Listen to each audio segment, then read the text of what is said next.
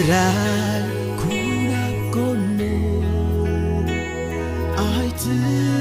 أيتفاريني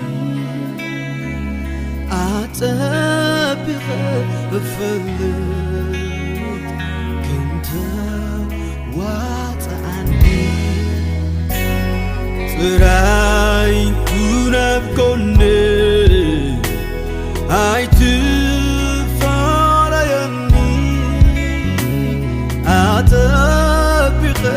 يفلت كنت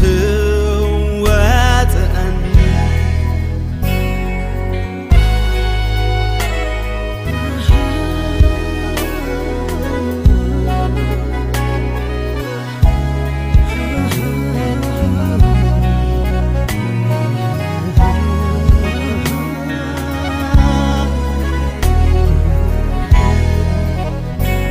زلوخا نمنباري أستماغيريو هاليلويا زلوخا نمنباري أستماغيريو هاليلويا أملا خلو أبزفان قرمان كبر تسلمو يسوس علو أبزفانو قرمان كبر تخبيبو بقدمو نسحايال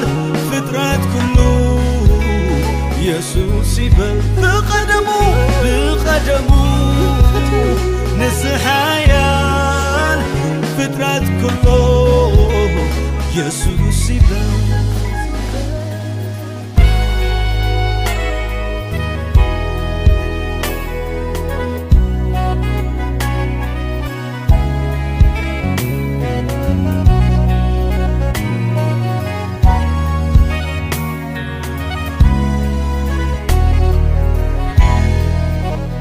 نتسلماتي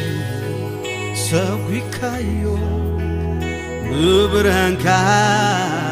تكي خايو نتدنكور نعلخا يتي خني نبحفوخا نتدنكور نعلخا يتي خني نبحفوخا زلوخا نمنباري أستماغيريو هاليلويا زلوخا نمنباري أستماغيريو هاليلويا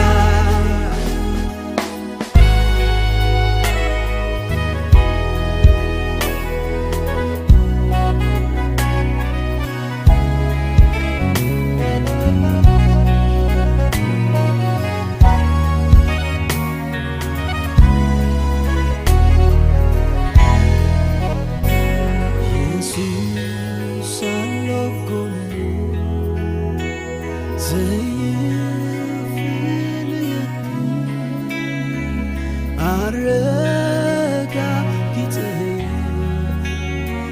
كنز واتعني ألو كوني يسوس ألو كوني زي في الليالي أرجع كتير كنز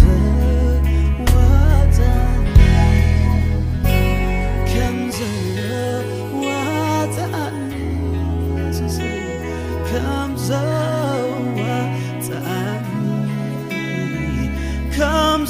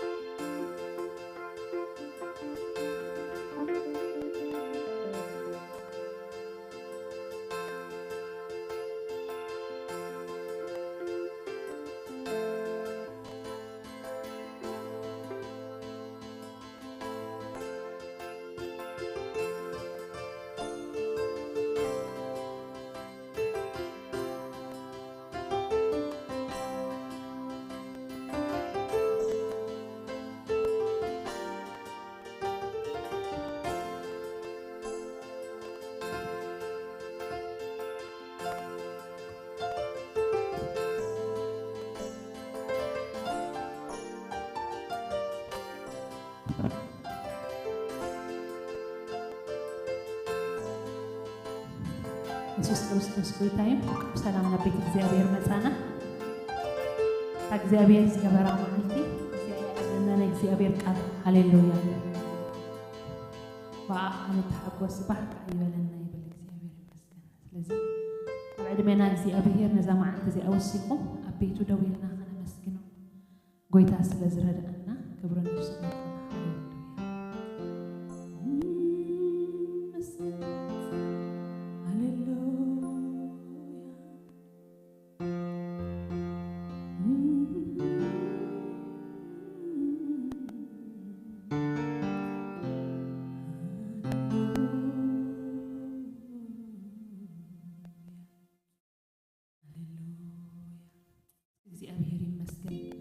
ሎሚ እግዚአብሔር ይባረክ ተخبر عندنا ጎይታ ኢየሱስ ክርስቶስ አማከልና እግዚአብሔር ይመስገን ሱም ቃሉ ስለዚህ እሱ ከም ዘሎ ኣብ ቅድሚ ንጉስ ከም ዘለና ነብስና ተሐሰብና ሃሌሉያ ነቲ ኣብ ዝፋኑ ደሎ ልዑል ዝኾነ እግዚአብሔር ክብር ክነቦ ኢና እግዚአብሔር ይባረክ በዛ መዓልቲ እዚኣ ንዕውልና ኢና መፂና እግዚአብሔር ይመስገን በቃ ዘለና ሁሉ كنهبو እግዚአብሔር ይባረክ ሃሌሉያ ታሰበይት ማዓልቲ አትጽበኒ ራ እግዚአብሔር ይመስገን በቃ ኮሞ ኮይነስ ማዓን እግዚአብሔር ይባረክ አምዳሱ ኮንታ ዓዲሙሎ መስበልዋሲ በቃ ዘለዋ ሁሉ ሒዛ ኸይደስ የማና ይራእይትን ጸጋማ ይራእይትን በቃ ነትና ሕግ ከማና ይዘከረቱን من مخانا ونا يرزكرتهم بقى تناتا فوكس يسوس طرح يروس እግዚአብሔር ይመስገን إلى نتخبر نجرا صبرنا بلاته هاليلويا لما خاخم نحنا خاف يماننا بصقابنا زلو دمصታት ወፂና ሃሌሉያ ነትመድሓን ነፍስና ዝኾነ ነፍስና ዘምለጠ ጓሳ ነፍስና እግዚአብሔር ይመስገን እስታኹም ያ በቃ ብዙሕ ዝተሓድገሉ እዩ ብዙሕ ይዘፍቅር استحدقلنا ነገር በቃ ማእሰርታ ንፍትሑ ሓጣታ መሕዳጋ በቃ ሁሉ ፍቅሩ ገሪሞስ በቃ ዘለዋ ክቡር ነገራት ጽብርና ቢላተ ቀን ጎይታ ኢየሱስ እትخبረታ ዝኾነ ጮግራ ገራኻ በእግሩ ደሪዛቶ እግዚአብሔር احنا خاخو خنقبر بزم نغوز እግዚአብሔር هاليلويا لما ندلينا يكوننا مزينا نعو خنرينا مزينا እግዚአብሔር هاليلويا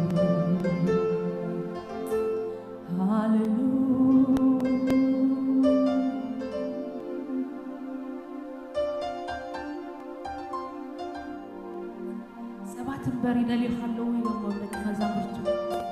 نزندي متعيلون እግዚአብሔር ይመስገን ሃሌሉያ ምስደለኻዮ ዝርከብ ሃሌሉያ ሃሌሉያ ነኻሎሚ በዝንጎዝን ተሕብደሊናዮስ that's why I'm here ይኸውለና በቃ ስለዚህ ኢኮብ ዝማእከልኩም ዘለኹ ክደልዩኒ ክትረኽቡና ኸኣይኹም ኢሉ እግዚአብሔር ይመስገን ሃሌሉያ ሃሌሉያ ስምካ ነዕብዮ ለና እግዚአብሔር ስምካነ ግንኖ ለና እግዚአብሔር لعلنا بلك علونا እግዚአብሔር تبزي قرب برهانات تنبر እግዚአብሔር سخابينها لعلها سخابينها سلطنها سخابينها حيالها እግዚአብሔር نخبرك علونا እግዚአብሔር كبرنا جبارة أمرات እግዚአብሔር لعلنا بلك علونا زيلنا بهلوي تمت እግዚአብሔር لعلنا بلك علونا أي كونني يزبحال زي بالك እግዚአብሔር لعلنا بلك علونا إل شداي እግዚአብሔር لعلنا بلك علونا كما خاز بلا زين هاليلويا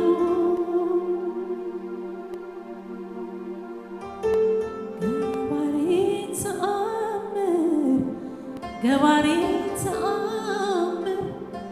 جباريت أمر جباريت أمر جباريت أمر جباريت أمر النبي تياتي خاص تأمر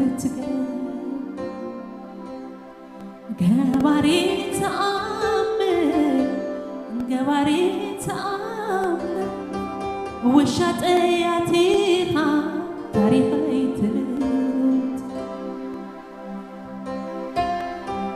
هاليلويا حتى قلت راح تزاربك نصحاني بيت بيتي كتأتبغو عيكون كان مسولوس حنتقل هاليلويا هاليلويا وشاد أنا أتيو نجاراتنا زغير الشاداي زخون جباري تأمرات أملاك جباري تأمر نبيتي أتيها تأمر تجيب جباري تأمر جباري تأمر جباري تأمر جباري تأمر جباري تأمر جباري تأمر نبيتي أتيها تاريخي جباري تأمر جباري تأمر جباري تأمر جباري تأمر جباري تأمر جباري تأمر وشاتي أتيها يوتي تلوت أي حزن كان يتظلمات أي درته كان بوتا أي درته كان رحكي أي حزن كان يوكيسي أي درته كان ظلمات أي حزن كان يوكيسي أي درته كان بوتا أي درته كان كيسي أي حزن كان يوم هيك تفترو نسخان دخان تم حادرو أي حزن كان يوم هيك تفترو بعلخان دخان تم حادرو أي حزن كان يوم هيك تفترو نسخان دخان تم حادرو جباري تأمر جباري تأمر جباري تأمر جباري تأمر جباري تأمر جباري تأمر جباري تأمر جباري تأمر جباري تأمر جباري تأمر جباري تأمر جباري تأمر جباري تأمر جباري تأمر جباري تأمر أي حزن كان يوم هيك تفترو نسخان دخان تم حادرو أي حزن كان يوم هيك تفترو بين خان دخان جباري تأمر جباري تأمر نبيتي أتيها تأمر تجيب جباري تأمر جباري تأمر وشاتي أتيها تاريخي جباري تأمر جباري تأمر نبيتي أتيها تاريخي جباري تأمر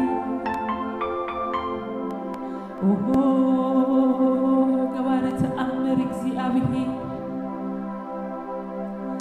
أي تأمرات أملاك እግዚአብሔር أملاكنا أي تأمرات أملاك هاليلويا نتزغبورو كمان زي دغمو تأمر مغبار بقى لمادو زخون እግዚአብሔር لومو نسون أبانا أي دخمن هاليلويا لومي أب زمننا أي تلوتن هاليلويا لومي أب هيوتنا أب بيتنا ونكم إيو هاليلويا يسوع كريستوس تمالن لومن نزل على مسو سلازخونه هاليلويا جبارة أمراتي لومن أمنو هاليلويا جبارة أمراتي هاليلويا نبيتنا خلوت هاليلويا وشتنا خلوت هاليلويا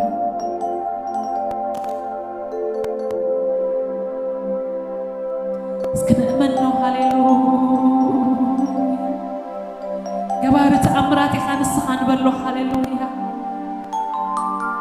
ولا بزي قدس كنتات زبلنا نقرات زبلنا مغنيات نسو حق تفترو يحزوني هاليلويا نسو كله زم حدر أملاك سبزقنا قواري تأمل قواري تأمل قواري تأمل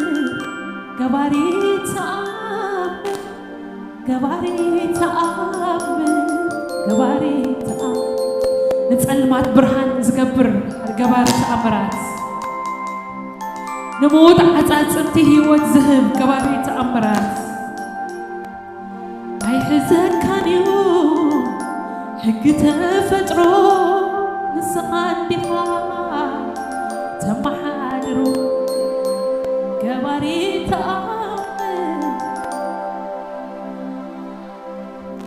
قواري تأمل قواري تأمل قواري تأمل قواري تأمل قواري تأمل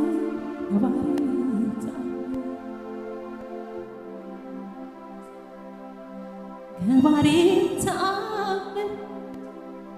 قواري تأمل نبيتي أتيها تأمل تقل قواري تأمل قواري تأمل وشاتي أتيها تاريخي تنت قواري تأمل قواري تأمل أبيتي أتيها تاريخي تنت هاليلويا هاليلويا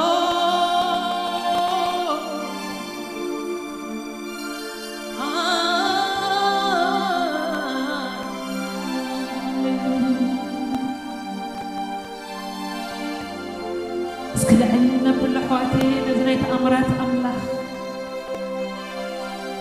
أسلو زين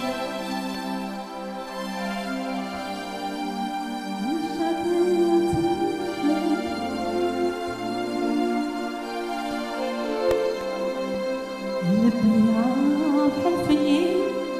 كم سنة سربكا يوغيركا يوتي كابمنت نابمنت كنسكر زغالكا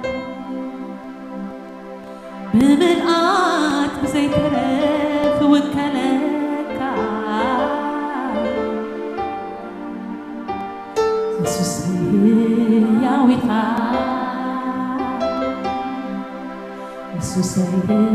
يا ويخا يا يسوسي يا ويخا بلبي بحلفني كم سنة زربكا يوغيركا هيوتي كابمنت نابمنت كتسكر زغالكا بملقات بزي ترف وكلكا يسوسي يا ويخا يسوسي يا ويخا يسوسي يا ويخا እናንተ ገረምኩ እዝክሮ ግብርታትካ ግብርታትካ ግብርታትካ ግብርታትካ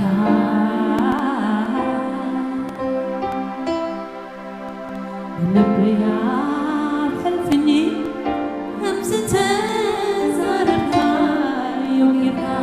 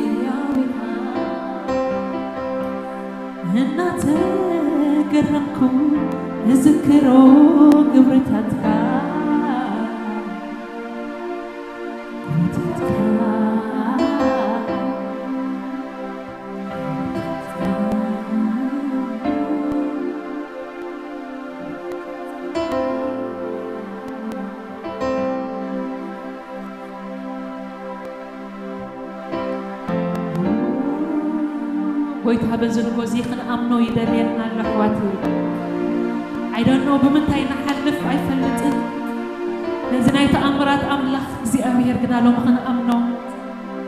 ሃሌሉያ ንሱ ይደልየና ኣሎ ሃሌሉያ ንሱ ዝበሎ ክገብሮ እዩ ሃሌሉያ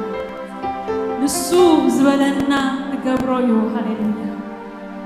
ሓንትስ ንእመኖ ጥራሕ ኣብ ሕልፍኝ ዝተዛረበና ኣብ ኣደባባያት ዝፍጽም ኣምላኽ ይዘለና ሃሌሉያ ኣምነካ ኢና የሱስ ኣምነካ ኢና ጎይታ ሃሌሉያ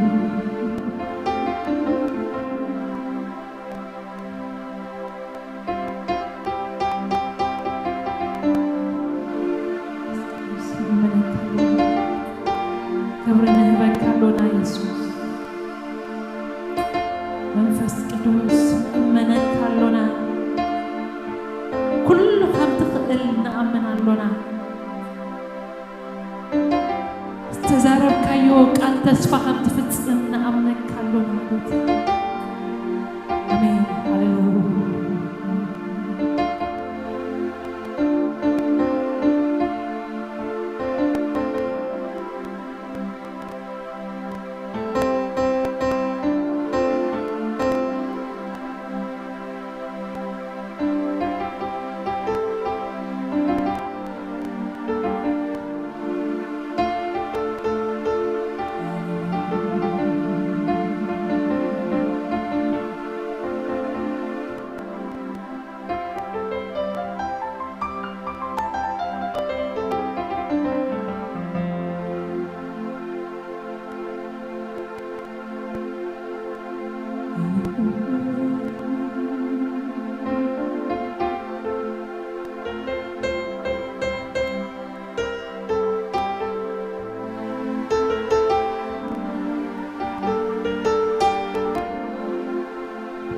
ሃሌሉያ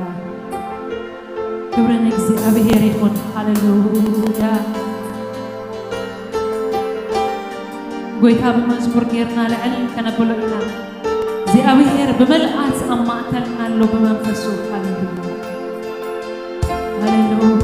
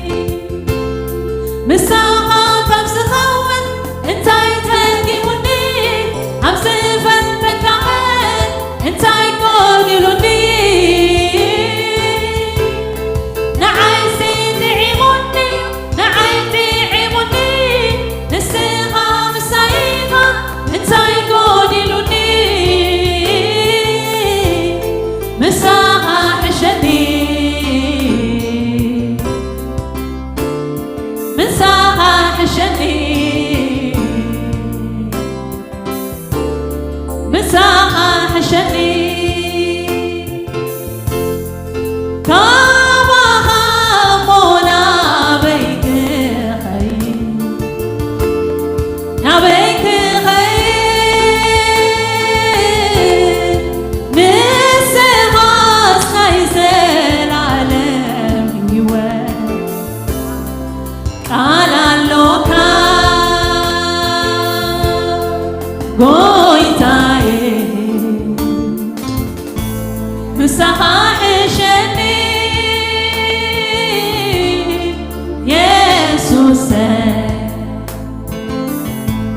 مسحابة تني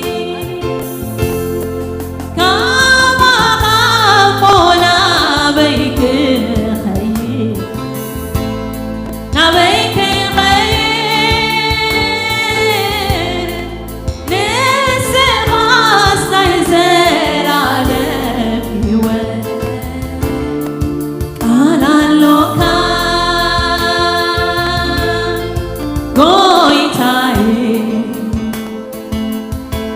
مسحاح شني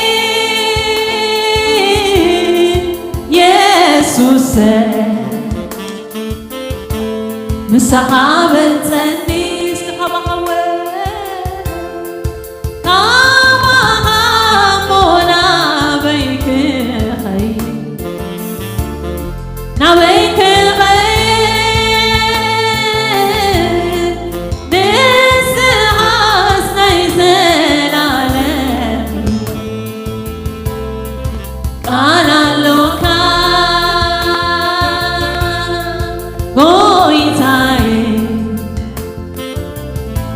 مسحاح شني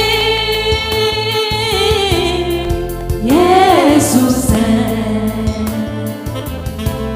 مسحاب تني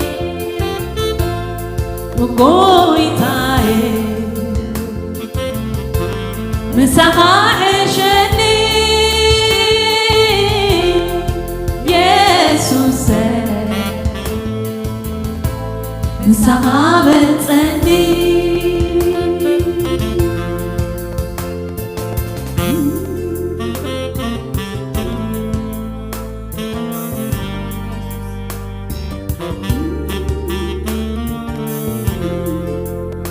سالخن محرتكن أيقون لن كبر يسوس كبر حليوت قوسنتك أي تخلين كبر يسوس كبر سالقان محرتك أي قودلك كبر يسوس كبر حليوت قوسنتك أي تفلين كبر يسوس كبر فتوي تخبرك علي السيو حقوصنا يلبي يسوسي تنكيس علي السيو عقابت وشتي يسوسي تنكيس علي السيو عقابت وشتي نقوسيها نقوس كبري أخبرك أملاخيها أملاحكي أملخك أبويها سمايا والبو أفكرك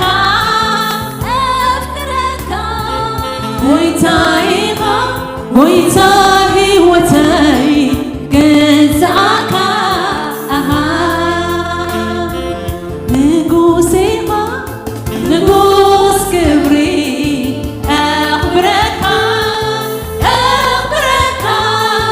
أملاخيها أملاخ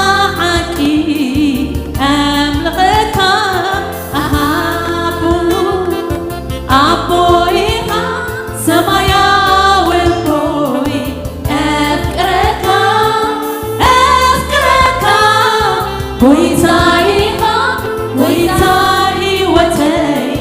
ግዛታ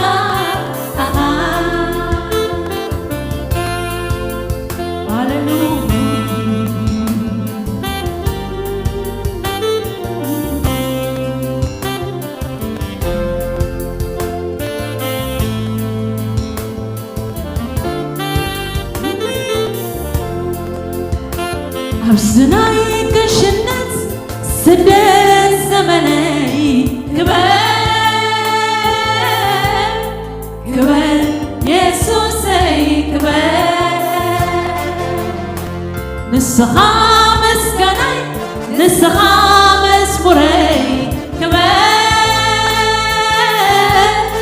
ክበር ኢየሱሰይ ክበር አብዝናይ ግሽነት ስደት ዘመነይ ክበር ክበር ኢየሱሰይ ክበር ንስኻ ምስጋናይ ንስኻ መዝሙረይ ክበር ክበር ኢየሱሰይ ክበር ፍትወይ ተኸቢርካለይ እሱ እዩ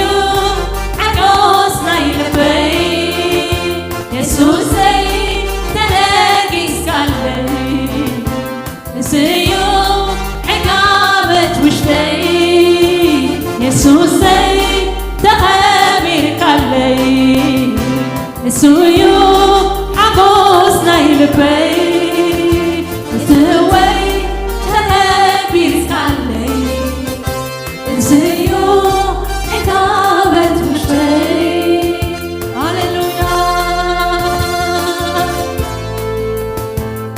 ሃሌሉያ ኢየሱስ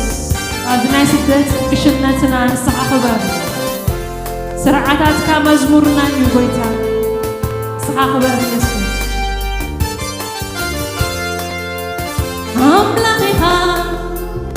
ኣምላኽ ሰላም ኣምላኽ ኢኻ ኣምላኽ ብርሃን ኣምላኽ ኢኻ ኣምላኽ ዕረፍቲ ኣምላኽ ኢኻ ዘላለማዊ ሃብቲ ኣምላኽ ኢኻ ኣምላኽ ሰላም ኣምላኽ ኢኻ ኣምላኽ ብርሃን ኣምላኽ ኢኻ ኣምላኽ ዕረፍቲ ኣምላኽ ኢኻ ዘላለማዊ ሃብቲ ኣምላኽ ኢኻ ኣምላኽ ኢኻ ኣምላኽ ሰላም ኣምላኽ ኢኻ ኣምላኽ ብርሃን ኣምላኽ ኢኻ ኣምላኽ ዕረፍቲ ኣምላኽ ኢኻ ዘላለማዊ ሃብቲ በሸሓላ ተኸቢብካ እትምለኽ ኣብ ሰማያት ዘለኻ መጀመርታን መወዳእታን ዘይብልካ ወዲ ኣምላኽ ደሞም ኮይንካ ኸቢርካ በሸሓላ ተኸቢብካ እትምለኽ ኣብ ሰማያት ዘለኻ መጀመርታን መወዳእታን ዘይብልካ ወዲ ኣምላኽ ደሞም ኮይንካ ኸቢርካ በሸሓላ በሸሓላ ተኸቢብካ እትምለኽ ሰማያት ዘለኻ መጀመርታን መወዳእታን ዘይብልካ ወዲ ኣምላኽ ደሞም ኮይንካ ኸቢርካ በሸሓላ በሸሓላ ተኸቢብካ እትምለኽ ኣብ ሰማያት ዘለኻ መጀመርታን መወዳእታን ዘይብልካ ወዲ ኣምላኽ ደሞም ኮይንካ ኸቢርካ ኣምላኽ ኢኻ ኣምላኽ ኢኻ ኣምላኽ ሰላም ኣምላኽ ኢኻ ኣምላኽ ብርሃን ኣምላኽ ኢኻ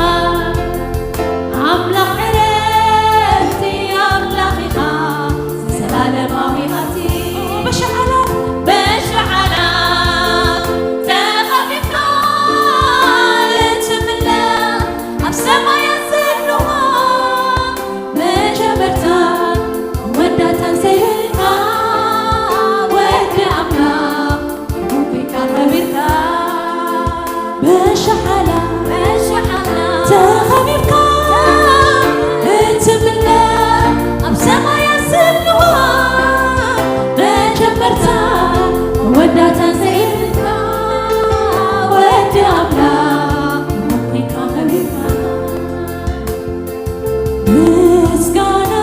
مسكنا يخن عقا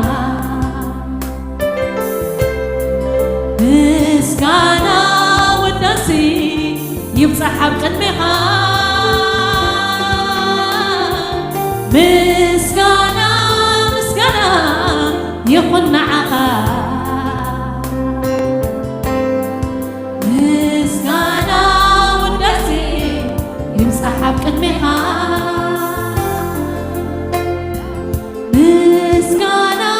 مسكنا يخن عقا مسكنا والنسي يمسحها بقدمها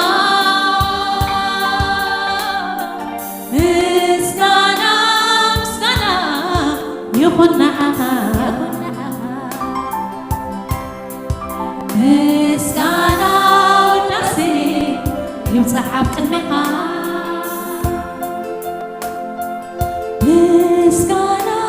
مسكنا يخن عقا مسكنا والنسي يمسحها بقدمها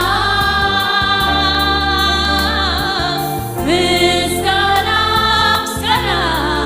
يخن عقا مسكنا والنسي يمسحها بقدمها مسكنا ورعو مسكنا يخن عقا مسكنا والنسي يمسحها بقدمها مسكنا يخن عقا مسكنا والنسي يمسحها بقدمها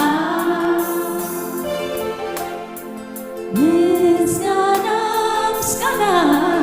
يخن عقا مسكنا والنسي يمسحها بقدمها مسكنا يخن عقا مسكنا والنسي يمسحها بقدمها بشحلة تخبيبك اتمنى السما يسلوها بجبرتا ودا تنزي بلك ودي أملا ممكن خبيبك بشحلة تخبيبك اتمنى السما يسلوها بجبرتا ودا تنزي بلك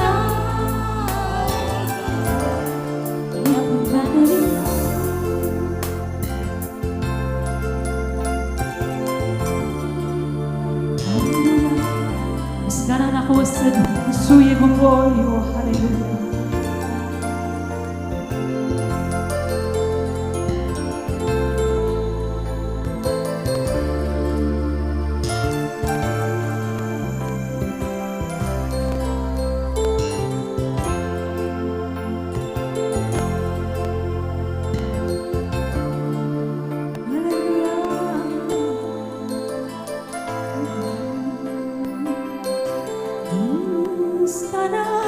مسكنا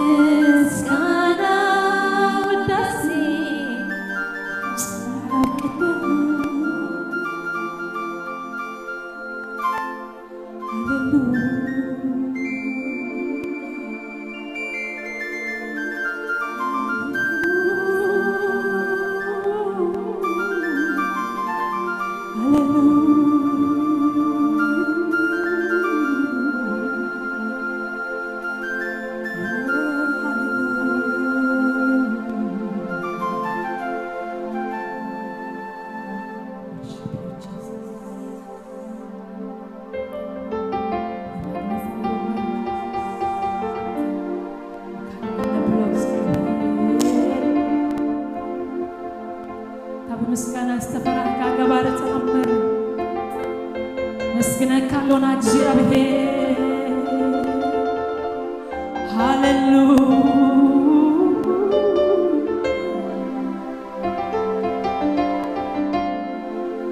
እስከ ነፍሰሰሉ ምስጋናና ንዑ ውዳሴና ንዑ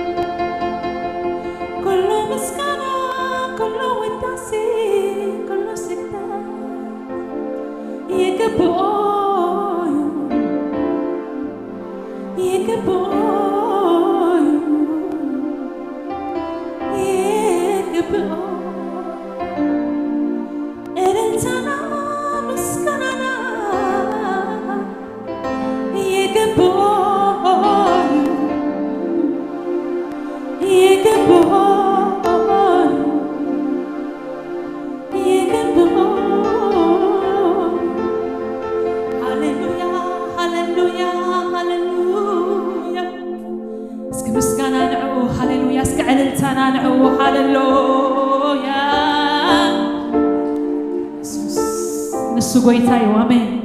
ሃሌሉያ ገና በመዝሙር ጌርና ልዕል ከነብሎ ኢና ሃሌሉያ ንስኻ ዓብይ ኢኻ ካብቲ ንፈልጠካ ኩሉ ንላዕሊ ዓብይ ኢኻ ክንብሎ ኢና ሃሌሉያ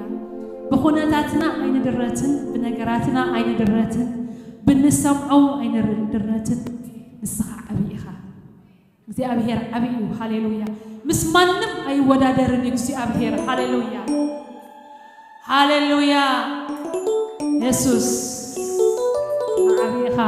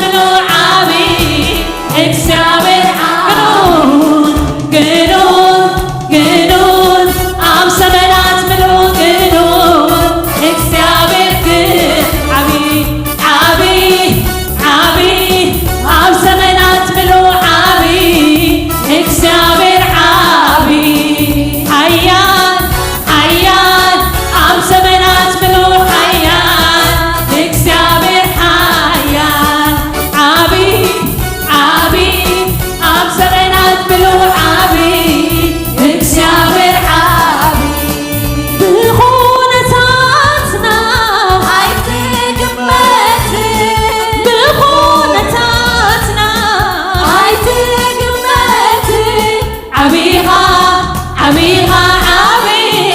ካብቲ ንግምቶን ላዕሊ ዓቢኻ ዓቢኻ ዓቢ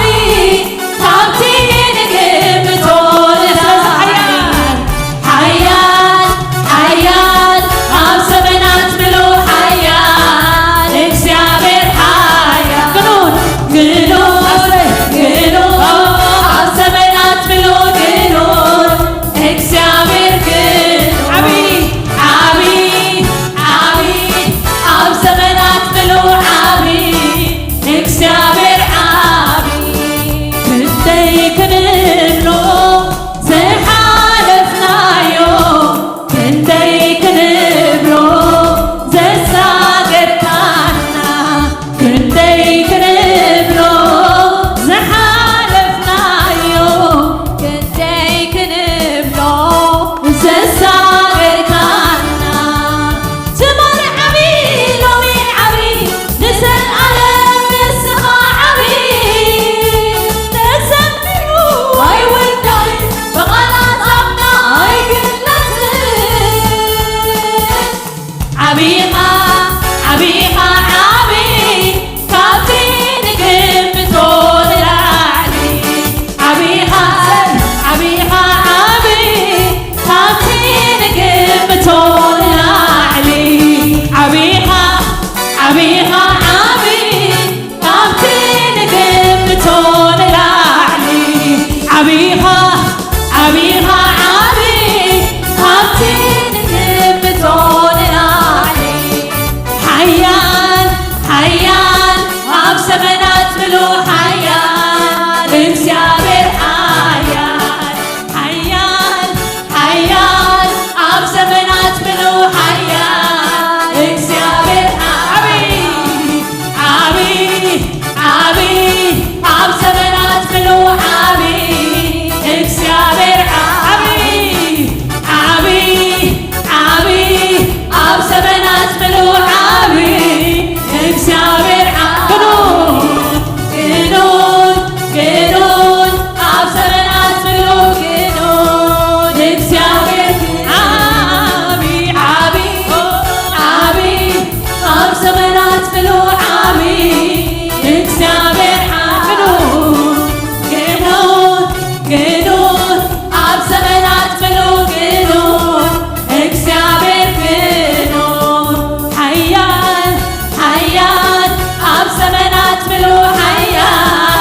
እግዚአብሔር ሓያል ሓያል ሓያል ኣብ ዘመናት ምሉእ ሓያል እግዚአብሔር ሓያል ሓያል ሓያል ኣብ ዘመናት ምሉእ ሓያል እግዚአብሔር ሓያል ሓያል ሓያል ኣብ ዘመናት ምሉእ ሓያል እግዚአብሔር ሓያል ሓያል ሓያል ኣብ ዘመናት ምሉእ ሓያል እግዚአብሔር ሓያል ሓያል ሓያል ኣብ ዘመናት ምሉእ ሓያል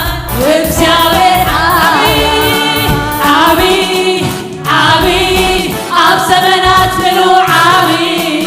እግዚአብሔር ዓቢ ዓቢ ዓቢ ኣብ ዘመናት ምሉእ ዓቢ እግዚአብሔር ሓያል ሓያል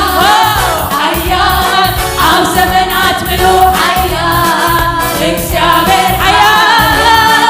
ሓያል ሓያል ኣብ ዘመናት ምሉእ ሓያል እግዚአብሔር ሓያል ሓያል ኣብ ዘመናት ምሉእ ሓያል እግዚአብሔር ሓያል ሓያል ኣብ ዘመናት ምሉእ ሓያል እግዚአብሔር ሓያል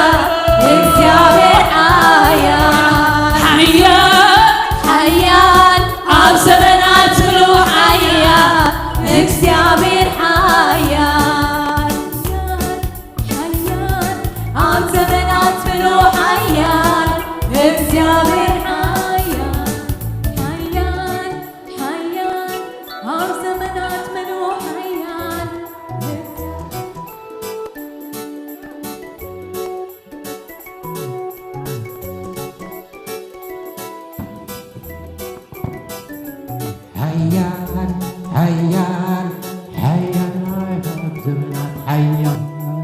حيان حيان حيان يخاف زمنات حيان سلطان سلطان سلطان يخاف زمنات سلطان حيان حيان حيان حيان يخاف زمنات كله حيان أموني خاك زيابير أموني خاك زيابير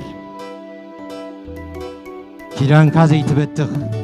تسفى كازي تبتخ أموني خاك زيابير وهو زيابير نتمزو كل خاص كازي تحفر أملاخي خاك نمسكنا كالنا بزرد فز بزنقو هوزك زيابير أبزي قرب برهانات زلخا بألاف تخببكا بألاف أشحات تخبيبكا እግዚአብሔር ቅዱስ ቅዱስ ዝበሃለልካ እግዚአብሔር ዝመስለካ ያለን እግዚአብሔር ኦ እግዚአብሔር ንገጽካ ደሊና መጺና ኣለና ድማ ሕጂ እግዚአብሔር ክንውድሰካ ክነምልኸካ እግዚአብሔር ክንሰግደልካ ካልእ ምንም የብልናን እግዚአብሔር ወአምላኽ ተዛረበና ለሙዊን እግዚአብሔር ኣብ ህይወትና ተሞኪርናዮ ዘይንፈልጥ እግዚአብሔር ሓድሽ ነገር ተኣምር ክትገብር እግዚአብሔር نأمنك كاين أمو እግዚአብሔር ተዛረበና በቃልካ ጌርካ ተዛረበና ለሙይን እግዚአብሔር ንደልየካ ኣለና እግዚአብሔር አቦ ነቶም ዝደልይ ካስትርከበሎም አምላኽ ኢኻ ሞክሳ እግዚአብሔር በዛረድ ፍዚኣ እግዚአብሔር እንደልየካ ኣለና ኦ እግዚአብሔር ተመስገን ስለ ሁሉ ነገር ተመስገን እግዚአብሔር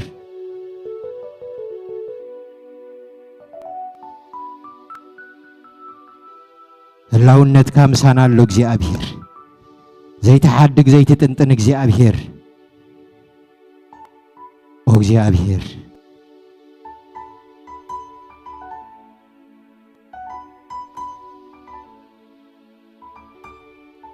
ክብር ዘበለስ ካውሰድ እግዚአብሔር አተዓበ አምላኽ ትፍረህ አምላኽ كل خلوات زيت لوت ألفان أوميغان كونكا تنبر كل خناوت نسخاجن እግዚአብሔር ጸኒዕካ ትነብር አምላኽ ነገስታት ክናወጹ ነገስታት ነይ ክብሉ ንስኻግን እግዚአብሔር ኣብ ዝፋንካ ጸኒዕካ ትነብር አምላኽ ኢኻሞ ወ እግዚአብሔር አባኻ ስለተወከልና ድማ ንሕና እግዚአብሔር ኣይንሓፍርን ኢና ኣብ ስምካ ስለተወከልና እግዚአብሔር ኣይንሓፍርኒና ስምካ ጽኑዕ ግንቢዩ ጻድቕ ድማ ናባኻ ጎዩ ምዕቆብ ተባሂሉ ከም ተጻሓፈ ኣብዚ ስም እዚ እግዚአብሔር ኣብዚ ሓያል ስም እዚ ኣብዚ ዕርዲ ዝኾነ ስም ኣብዚ ዋልታ ዝኾነ ስም ስለተማዕቆብና ኣይንሓፍርኒና እግዚአብሔር ዘንተ ዕለት ምሳኻይና እግዚአብሔር ንሕና ኣብ ቤትካ ክንውሉድ ኮይንና ክንመላለስ ካባኻ ስለ ዝኾነልና እግዚአብሔር ነመስግነካ ኣለና ወአምላኽ ተመስገን كل خبري تتقليلنا عخايخون እግዚአብሔር بسم يسوع كريستوس سم صلنا آمين مزامران እግዚአብሔር ኣብዝሑ ካብዝን ለዓሊ ጸጋ ይሃብኩም እስኪ እግዚአብሔር ባረኩም በልዎ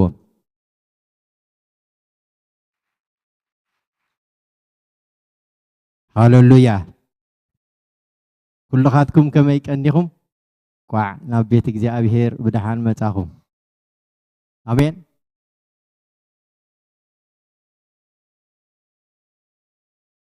ታይዳ ገጽኩም ቁሩብ ሕጉስ ዘይልላ ተሐጎሱ ኣብ ቤት እግዚአብሔር ኩሉ ግዜ ሰሓቅ ሓጎስ ክህሉ እዚ ናይ እግዚአብሔር መደብዩ ንሕና ነደንግጽ ሰባት ኣይኮናን አሜን አሜን አሜን ኢየሱስ ክርስቶስ ጎይታ እዩ ኢየሱስ ጎይታ እዩ ሃሌሉያ ኢየሱስ ጎይታ እዩ ህላውነት እግዚአብሔር ኣብዝሎ ደስ ይበልኩም እግዚአብሔር ይባረኽ ሃሌሉያ ሰይ ሃሌሉያ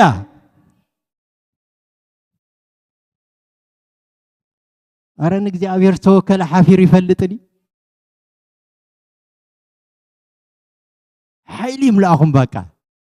በክርስቶስ ኃይል ይምላአኹም ደስ ይበለና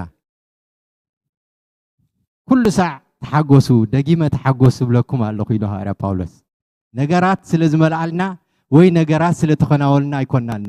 ንሕጎስ ናይ እግዚአብሔር ሓጎስ መንፈስ ቅዱስ ኣቢልን ኣባና ፈሲስ እዩ ስለዚ እቲ ዘይሃስስ ሓጎስ እቲ ዘይሓስስ ሰላም እቲ ዘይሃስስ ዕረፍቲ ኣብ ውሽጥና ስለ ዘሎ በዚ ድማ ሕጉሳት ኢና ንሕና ሃሌሉያ ኣነ ደስ ብለኒ ኣሎ ኣነ በዚ ጎይታ እዚ ደስ ብለኒ ኣሎ ሃሌሉያ ደስ ብለኒ ኣሎ በዚ ጎይታ እዚ ደስ በልኩም በቃ እግዚአብሔር ዝብሎ እንተዳ ሃልዩ ደስ በልኩም ይብለኩም ኣሎ እግዚአብሔር ተሓጎሱ ነቲ ብጻይ ኣብቲ ጎንኩም ዘሎ ብጻይኩም ሓዝዎ ከምዚ ጌርኩም ሓዝዎ ከምዚ ጌርኩም ሎሚ ሰይጣን ክሓርር እዩ ሓዝዎ ከምዚ ጌርኩም ጭብጥ ኣቢልኩም ሓዝዎ ንሕና በልዎ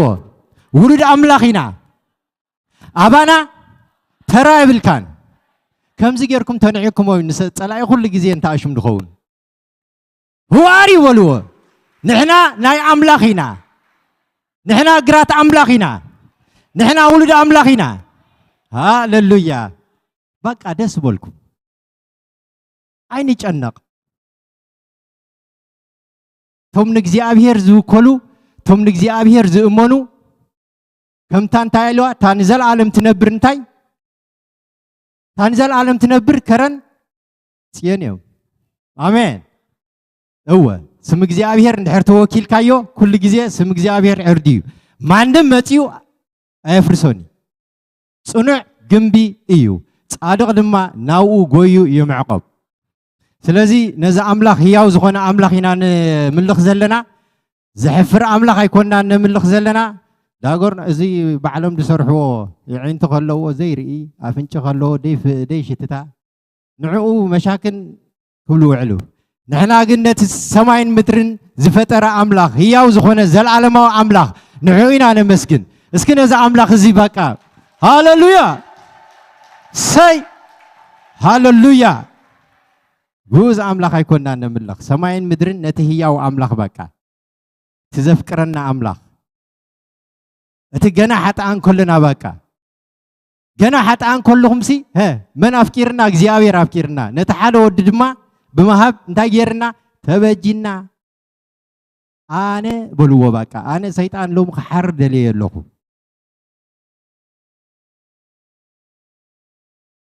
ሕርር ክብል ኣለዎ ምሳይ ዲኹም ምስቲ ግዜን ጻርሲ ሓደ ግዜ ክነግረኩም መጀመርያ ጎይታ ዝፈለጥ ኩሉሲ እቲ ሰይጣን በአካል ከምዚ ጌርካ ትሕዞ ብከምኡ ዝርከብ መስለኒ ነይሩ ሰይጣን መንፈስ ይረቅቕ ግን ከምኡ መስለና ቆልዓ ኮንካ ኣብ እግዚአብሔር ምጓክ እንደይ ጽቡቕ መስልኩም ኣበይ ኣሎ ሰይጣን ኢለዮም ኣብ ጎድፍ ገለ ይድርከብ እሞ በቃ ከምዚ ንገብሮ ነበርና ካራተ ጌርካ ሰጣሕ ከተብሎ ከምኡ ኮይኑ ረኣየኒ ነይሩ ንክንደይ ሰብ ከርተት ዘበለ ሎሚ ግን ሕማም ዘበለ ካባኻ ክብንቆስ እዩ ሎሚ ግን ጭንቀት ደበለ ካባኻ ክብንቆስ እዩ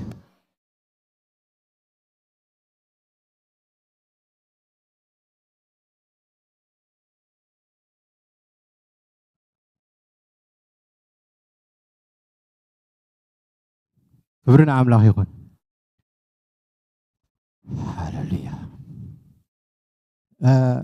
ብዙሕ ምስ ኣምላኽ ኣብቲ ህላውነት ናይ ኣምላኽ ክትውዕል ብኡ ክትዛረብ ክንደይ ጥዑም እዩ ግን ዝድርኸና ግዜ ከዓ ስለ ዘሎ በቲ ዝተሰርዓልና ግዜ ክንከይድ ድማ ናይ እግዚኣብሔር ስርዓት እዩ ኣሜን ብዙሕ ድብሎ የብለይን ንእሽተይ መተንባህት ኣለኒ እቲ ዝበሃል ዝሓለፈ ጽቡቕ ገይሩ ፓስተር ኢልዎ እዩ ቤተክርስትያን ከምቲ ልሙድ ኩሉ ሰዓት ትገብሮ ስሩዕ መደባት ኣለዋ ሰንበት ከምዚ ሕጂ መፂና ያለና ሰዓት 10 እስከ 11 ጅምር ኣምልኾ ኣለና ካብ ኣምልኾ ሰጊሩ ድማ ናይ ቃል ኣምላኽ ኣለና ረውዕ ዊን ልክዕ ከምዛ ናይ ሰንበት ንገብራ ኣብ ሰዓት 6 ፈረቓን 6 ጀሚሩ ኣምልኾ ኣሎ ናይ ቃል ኣምላኽ ዊን እንተኣሽሙለና ማለት እዩ ካልእ ኣብ በይኑ ናይ ባይብል ስታዲ ኣለና ኣብቲ ናይ ባይብል ስታዲ ክትሳተፉ ትደልዩ ኩልኻትኩም ባባ ገብረ ወይ ድማ ንሓውና ኣኽሊሉ ተዳርኺኩሞ ኣብ ዝኾነ ደለዋተን ናይ ባይብል ስታዲ ክምድቡኹም ይኽእሉ እዮም እግዚአብሔር ይመስገን ካልእ ፒክኒክ ኣለና ንጽባሕ ሰንበት ማለት እዩ እቲ ፒክኒክ ኣብ ትድራሻ ክቡኹም እዮም ቴክስት ክገብረልኩም እዩ ፓስተር ኣብቲ ኩሉ ግዜ ንገብሮ ማለት እዩ ናይ ጥምቀት ስነ ስርዓት ኣብኡ ኣለና እቲ ኩሉ ንገብሮ ፕሮግራማት ኣብኡ ክኸውን ማለት እዩ ስለዚ ተዳሊና ንምፃእ ሰፕተምበር 6 ካብ 6 እስካብ 10 ዘሎ ድማ ሙሉእ ሶሙን እዩ ዝብል ዘሎ ወንጌላዊ ሳምሶም ሓውና ኣብ ዓዲ እንግሊዝ ለንደን ክመጽ እዩ ገልግለና እዩ ኮንፈረንስ ኣለና ማለት እዩ ካለ ናይ ሰብ ሓዳር ትምህርቲ ኣብ ዙም ዝፍነው ኣሎ በመሰረት ፋውንዴሽን ዝወሃብ ትምህርቲ ኣለና ኣብ ሰፕተምበር 2-3 እዚ ድማ ኩልኻትኩም ኣብ መደብ እትውኹም ቴክስት ክገብረልኩም ሰዓታት ኣብ መደብ እትውኹም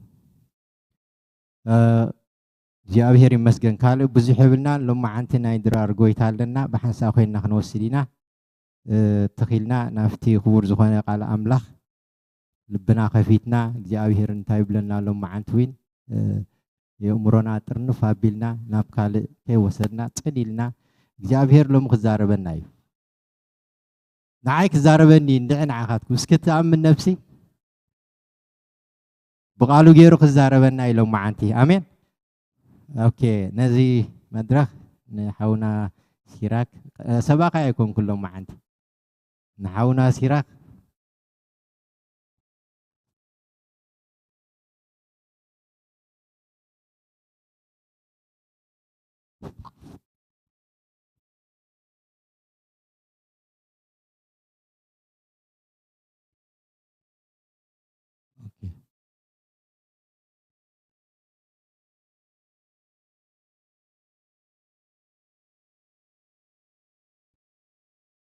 እግዚአብሔር ይመስገን ከመይቀን ይሁን እግዚአብሔር ይባረክ ዳንኤል ሐወይ እግዚአብሔር ተመስገን ይሁን ሁላና ከመይቀኒና ምስ እግዚአብሔር መውዓልሲ ሁሉ ጊዜ እንዳተሐጎስከ ሃትኸይድ ሐቀይ ፍሽኽታስ ክገጽኩም ገለ ፍሽኽ ዶ ትብሉሎ እዋ ፍሽኽ በሉ ፍሽኽ እግዚአብሔር ሰናይ ምሕረቱ ድማ ንዘላለም ይነብር እሞ አመስግንዎ ይዝብል ተቃል አምላክ ኢየሱስ ክርስቶስ ተመስገነ ይሁን ለማዓንቲ በሓደ ኮይና ንመሃራ ትምህርቲ እግዚአብሔር ይመስገን እግዚአብሔር ኩሉ ጊዜ ኣብ ዙፋኑ እሞ ንአምላኽ ነመስግኖ ዝብል ማለት ኩሉ ጊዜ እግዚአብሔር ኣብ ዙፋኑ ኣሎ ብዙሕ ጊዜ እንታይ ንኸውን እግዚአብሔር ዘየለ ሰዓት መስለና ኣሎ ካብ ዝሓለፈ ተዘራሪብና ነርና ኣብ ትንቢት እንባቆም ሓቀይ እግዚአብሔር ሲ ዘየለ ሰዓት መስለካ ጊዜ ኣሎ ግን እግዚአብሔር ኩሉ ጊዜ ኣብ ዙፋኑ ኣሎ ሕቶታትና ዝምልስ ሰባት ሕቶታትና ኩሉ ክምልሱልና ይክእሉን እዮም ሓቀይ ሕቶታት ናይ ሰባት ኩሉ ጊዜ ከይድካ በፂሕካዮም ሲ ሓደ ጊዜ እንታይ ትኸውን ሕቶታትካ ከይምለስ ይኽእል እዩ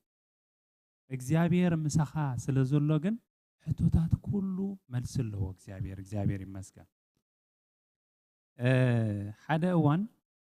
ናይ ማርታን ናይ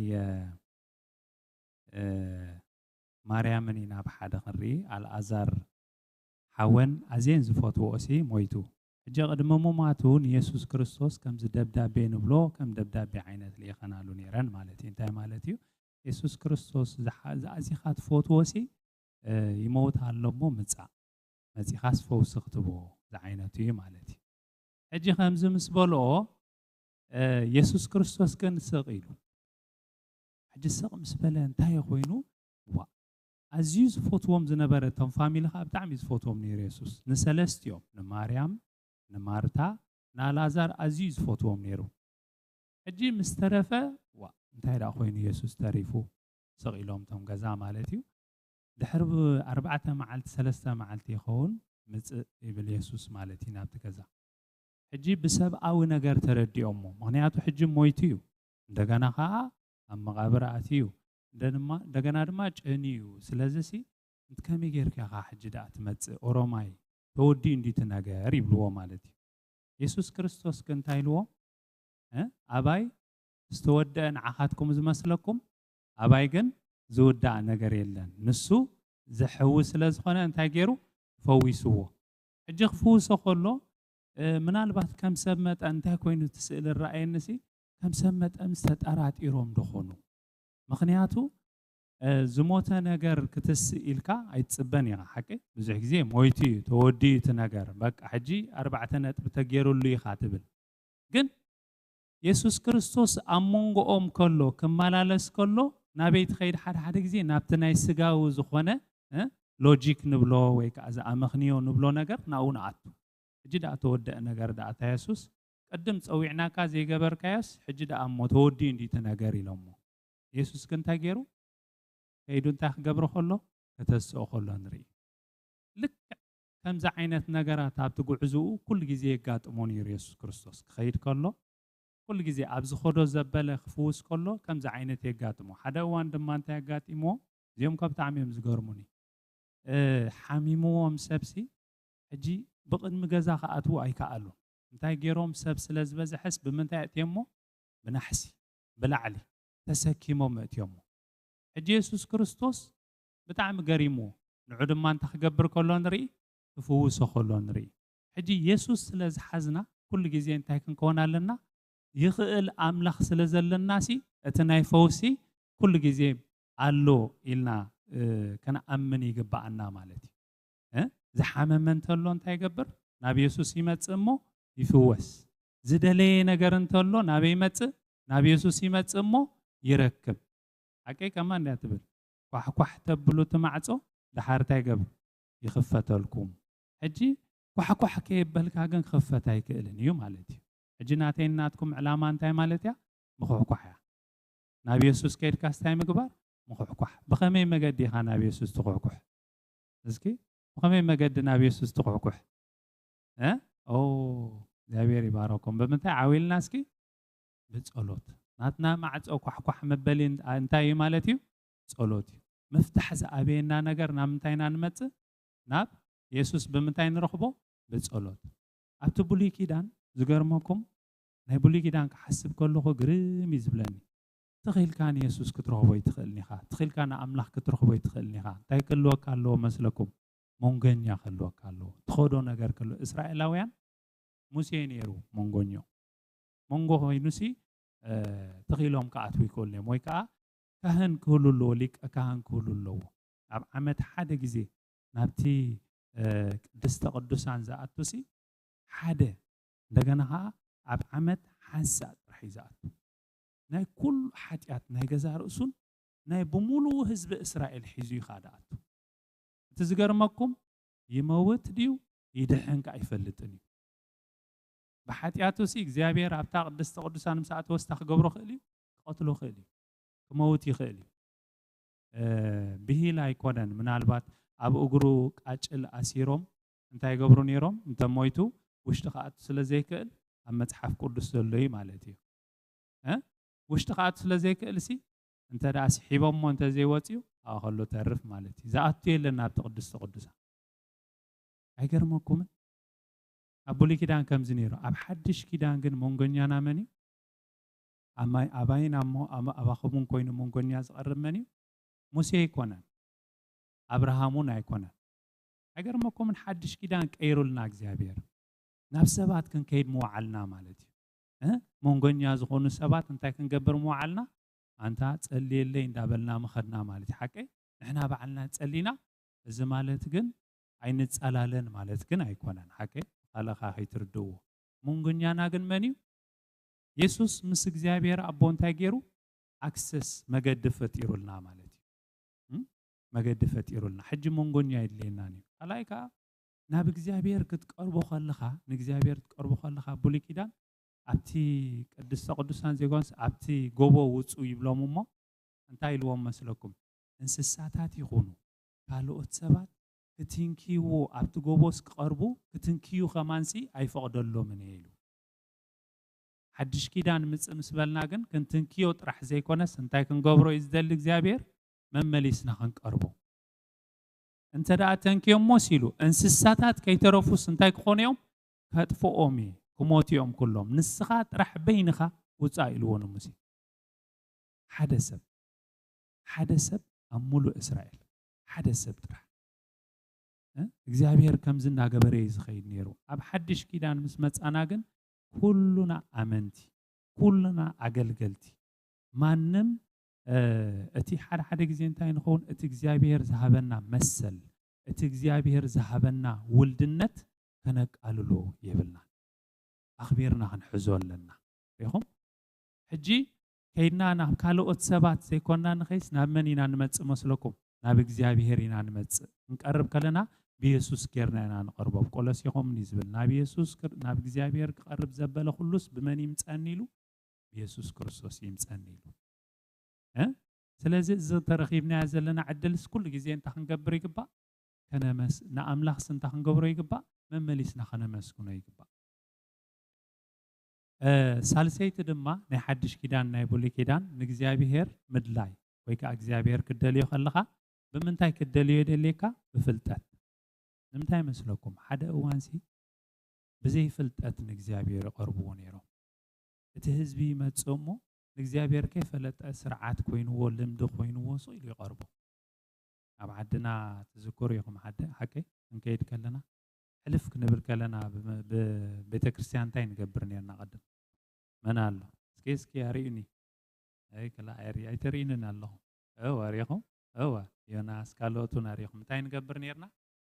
ተረዲእና እና ንገብሮ ነርና ተረዲእና ዲ ይኮነን ኣይተረደእና ንሓልፍ ከለና ሰው ኢልና በቃ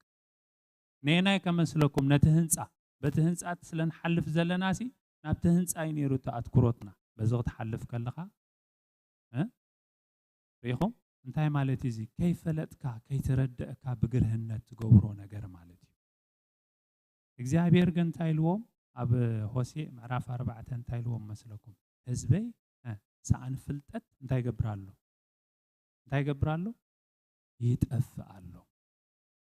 ብዘይ ፍልጠት ንእግዚአብሔር ክትቀርቦ አይደልየካኒ ማለት እዩ እንታይ ገይሮም መስለኩም ተማው ዝነበሩ መምሃራን ካህናት ኩሎምሲ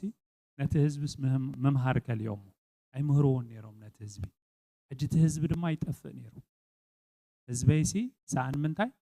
ሰኣን ፍልጠት ይጠፍኣሉ ሕጂ ንእግዚአብሔር ሲ እንታይ ክንገብሮ እዩ ዝደሊ ማለት እዩ ክንፈልጦ ደሊ ብኸመይ ፈሊጥና ንቕረቦ ንእግዚአብሔር ክንደልዮ ከለና እስከመይ ጌርና ንፈልጦ መጀመርያ ብሓበሬታ ኢና ንፈልጦ እንድሕን ከለና መጀመርያ መን ይነገርና ሰብ እንዲ ነገርና ሓቂ መን ይዝነግረካ ምእማን ብምንታይ ዝርከብ ምእማን ካብ ምንታይ ኣብ ምስማዕ ሕጂ መጀመርያ ሰሚዕካ ሓበሬታ ኣኪብካ ኻን እግዚአብሔር ትፈልጦ እንታይ ትገብር እግዚአብሔር እኮ ኣሎ ዘድሕን ኣምላኽ ኣለኒ ሕቶታተይ ዝምልስ ኣምላኽ ኣለኒ ዝብሉኻ ሰባት ትሰምዕ እሞ እዚ እግዚአብሔር ዝብልዎ ዘሎስ እስኪ ፈልጦ ደሊ እትብል ማለት ታ መጀመርያ መበገሲት ናይ ፍልጠት እንታይ ማለት እዩ ሓበሬታኻ ብምንታይ ትርከብ ብምስማዕ ትርከብ ሕጂ ብድሕሪያ ቀፂላ ግን ካብኣ ግን ሕልፍ ክንብል ይደልያ እግዚአብሔር መጀመርያ ብሓበሬታ ጥራሕ ኮይንና ክንሓልፍ ኣይደልን እዩ ፍልጠት ሰለስተ ዓይነት ደረጃ ኣለዎ ሓደ እንታይ እዩ ሓበሬታ እዩ ሄድካ እንታይ ትገብር ንኽትፈልጥ እንታይ ትገብር ሓበሬታታት ኢኻ ትእክብ ኣብዚ ዓዲ እንታይ እዮም ዝብልዎ information is time ዝብልዎ power no ኣምላኽ is powerful information ኣይኮነ power ግን እንታይ ማለቶም የመስለኩም ሓበሬታ ከይረኸብካ ከይፈለጥካ ዝኾነ ነገር ትጋገ ትኽእል ኢኻ ካብዚኣ ንገዛና ከመይ ጌርካ ከም ትኽየድ ሓበሬታ ኣተዘይፈሊጥ እያሲ ብጌጋ መገዲ ክኸይድ ይኽእል እዩ ሕጂ መጀመርያ እንታይ ሓበሬታ እዩ ዘድሊ ማለት እዩ ሓበሬታኻ ብምንታይ ኢና ንረኽቦ ብምስማዕ ካልኣይከ ብምንባብ ቃሉ ሕጂ ንእግዚአብሔር ክንፈልጦ ተደሊናሲ ብምንታይ ኢና ንፈልጦ መስለኩም ብምስማዕን ብምንባብን ሓቂ ብምርኣይ ብምንባብ ማለት እዚኣ ናይ ሓበሬታ ጥራሕ ኣብ ሓበሬታ ጥራሕ እያ ዘላ እዚኣ ተኻለይቲ ደረጃ ናይ ፍልጠት እግዚአብሔር ክንደልዮ ከለና ግን ብሓበሬታ ጥራሕ ክንከውን ኣይደልየና ንእግዚአብሔር ሕልፍ ክንብል ይደሊ ሕልፍ ኢልና ክንወፅእ ይደሊ ብምንታይ መስለኩም ብተመክሮ መዓር ጥዑም እዩ ሓቂ ቀደም ኣብ ትምህርቲ ቤት ክምህሩና ከለውሲ ከምዚ ዶ ኢሎም ምህሩና ነይሮም ሕጂ ቲዮሪ ጥራይና ስነ ሓሳብ ጥራሕ ኢና ንፈልጥ ተመኪርና ንፈልጦ ኢና ነርና ሓቂ ኣብዚ ዓዲ ምፅእ ምስ በልኩም ንፉዓት ዶ ነርኩም እንግሊዝኛ ብጣዕሚ ንፉዓት ገለ ኮይኑ ደስምዐኩም ነይሩ ብጣዕሚ ንፉዓት ሓቂ ንምንታይ መስለኩም ግራመር እሞ ከዓ ሰዋስው እሞ ዝኽእለና ከየመን ዘሎ ይመስለና ነይሩ صحافو مستبهلنا ግን ናይ ጽሕፈት ብዙሕ ልምምድ ስለ ዘይነበረና እንታይ ኮይና መስለኩም ክንድዚ ፔጅ ጽሓፍ ክንድዚ ገጻት ጽሓፉ ክንድዚ ገለ ግበሩ ነዊሕ መጽሓፍ ኮንኮሎ እንታይ ንኸው ድንግርግር ይብለና ሓቂ ንምንታይ መስለኩም ብተመክሮ ኣይተለማመድናዮ ሕጂ ንእግዚአብሔር ድማ ብምንታይ ደሊ ብተመክሮ ክንፈልጦ ደሊ ክንላም ታንገብር ምስኡሲ እንዳቀረብና ክንላገብ ምስኡ እንታይ ኢሉሎ እታ ዮሐንስ ወንጌል 15 እንታይ ትብል ኢየሱስ ክርስቶስ እንታይ ኢሉ ብዘይ ኢየሱስ ክርስቶስ ኣብቲ ጉንዱ ዘይጠበቀሲ እንታይ ይገብር ኢሉ ይቁረጽ ኣብ ኢየሱስ ክርስቶስ ምጥባቅ ማለት ቀሪብካ ንኣምላኽሲ ብተመክሮ ምፍላጥ መዓር ጥዑምዲ ጥዑምኒ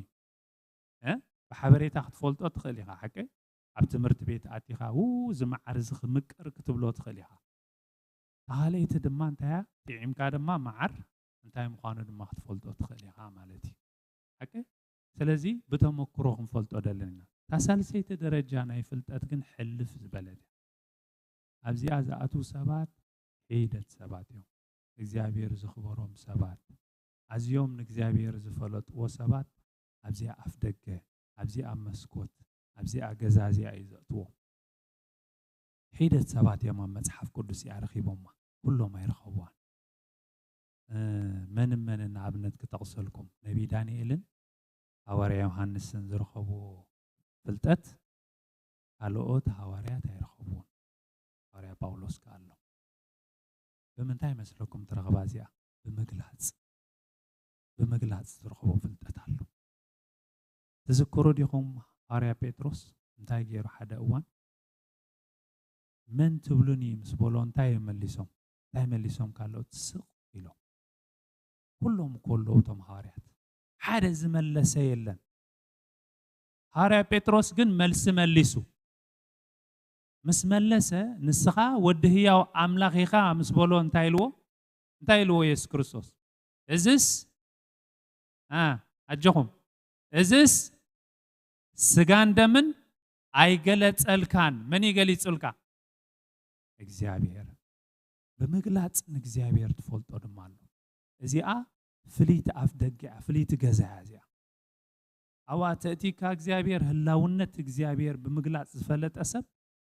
ከምኡ ኮይኑ ኣይነብርን ናይ ግድን እዩ ዝልወጥ ኢሳያስ ንእግዚአብሔር ዝፈልጦ መሲልዎ ነቢ ኢሳያስ ኣዝዩ ክቡር እዩ ነይሩ ነቢ ኢሳያስ ትንቢት እንተንቢብኩም ወስን እግዚአብሔር ፈሊጠዮ ኢሉ ዝዛረብ ዝነበረ ሰብ እዩ ሓቂኻ ብሓበሬታ ይፈልጦ ነይሩ እግዚአብሔር ኣብ እግዚአብሔር ተቐቢሉ ይንበ ነይሩ ኣብ ምዕራፍ 6 ምሳኣተወ ግን ብምንታይ ፈሊጥዎ ንእግዚአብሔር ብምግላጽ ፈሊጥዎ እንታይ ገይርዎ ሰማያት ኣርእይዎ እግዚአብሔር መሰረአዮ እንታይ ገይሩ ክብሪ እግዚአብሔር እዩ እዛ ኣምላኽ ዝባኤ ዘምልኽ ዘለኹ ኢሉ ፈሪሁ ድሕሪኣ ዝተዛረቦ ዘረባታት እግዚአብሔር ዘኽበሮ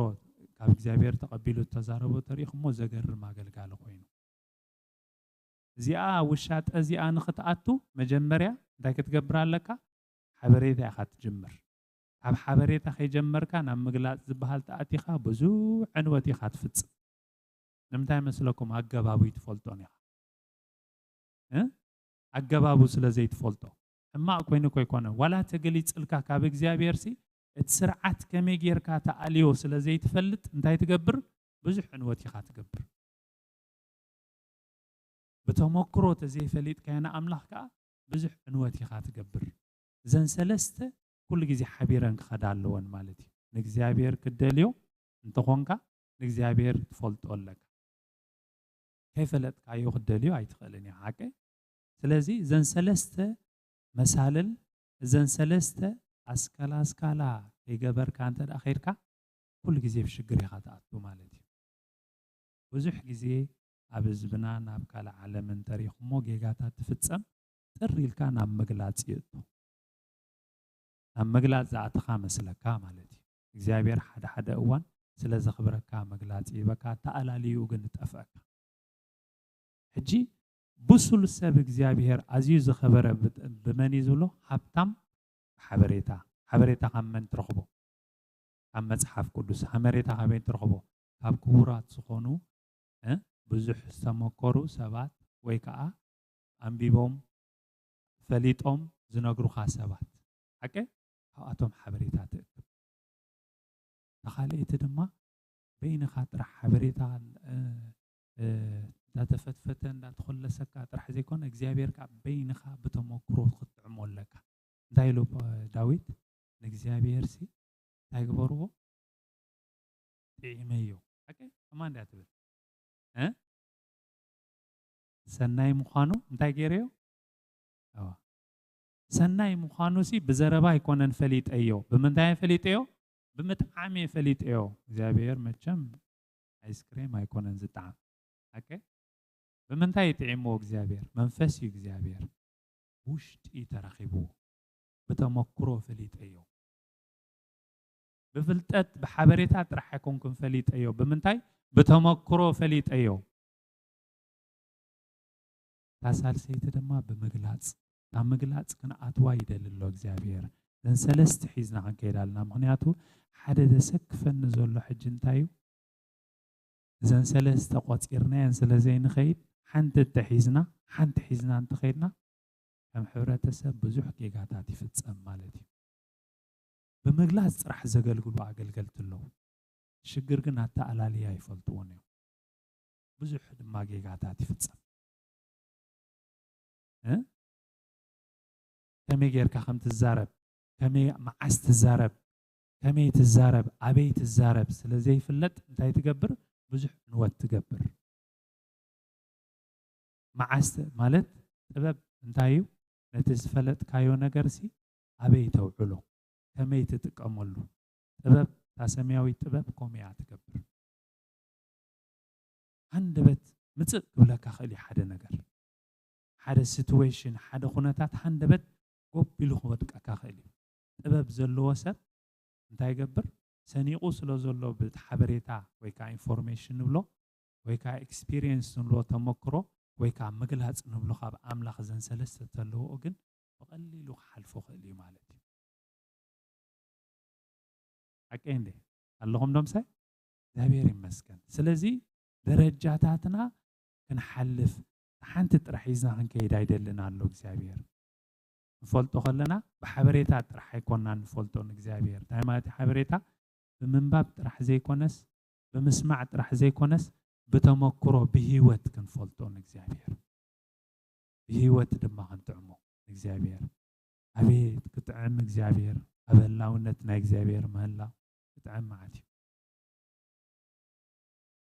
يوناس زمر كله زمرا ازياده سبلن مزمور الله أبهلاونت إغزابير مهلاو كطعم معتي مانيات كل ነገር كايز قنطت حسابات كان بسلام زبله مقداتو ناب فقر تاعتو ناب محقاف تاعتو ناب تسفا زلو سب تخون جت درجاتات زين اقدستين مالتي هذا وان دغاغنايو ነገር نيرو اوكي مصحف قدس كتصنعو خلخ اصنانعو خمي مخانو سلازي تفلط ጥራ ቢልካ ገንጽልካ ቁንጭላ ቢልካ ሓንተ ሓሳብ ወሲድካ ዳይ ትገብር ከም ተገለጸተልካ ኮይንካ ወን ተቀርብ ትኽእሊኻ እዚ እንታይ እዩ ኣብ ሓበሬታ ምፍላጥ ኣብ ሓበሬታን ብተሞክሮን ንእግዚአብሔር ዘይ ምፍላጥ ስለዚ ትምርትን ፍልጠትን አገዳሲ እዩ ማለት እዩ አቀንዴ ኣለኹም ዶ አንተ ብዙሕ ግዜ አቢዩዝ ትግበር ተቕስላ ዘሳይ ትብለን እኔ ሓጥቀስከላ ፊደል ቀትል እዩ ይብሉኻ በመንፈስ መግላጽ ጥራሕ እዩ ፊደል ቀትል እዩ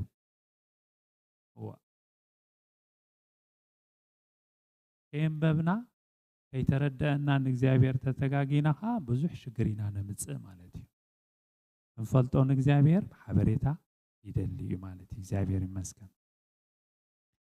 እታ ፍልጠት ድማ እንታይ ትገብር መስለኩም ተናግፈካ ሰለስተ ነገራት እግዚአብሔር ከነስተውዕለለን ይደሊ እዩ ሓንቲ ፍልጠት ያ ካልእቲ ምርዳእ ሳልሰይቲ ድማ ጥበብ ዘን ሰለስተ ሒዝና ክንከይድ ይደሊ እዩ ፍልጠት ከም ዝበልኩም ሰለስተ ደረጃ ኣለዋ እታ ምርዳእ ግን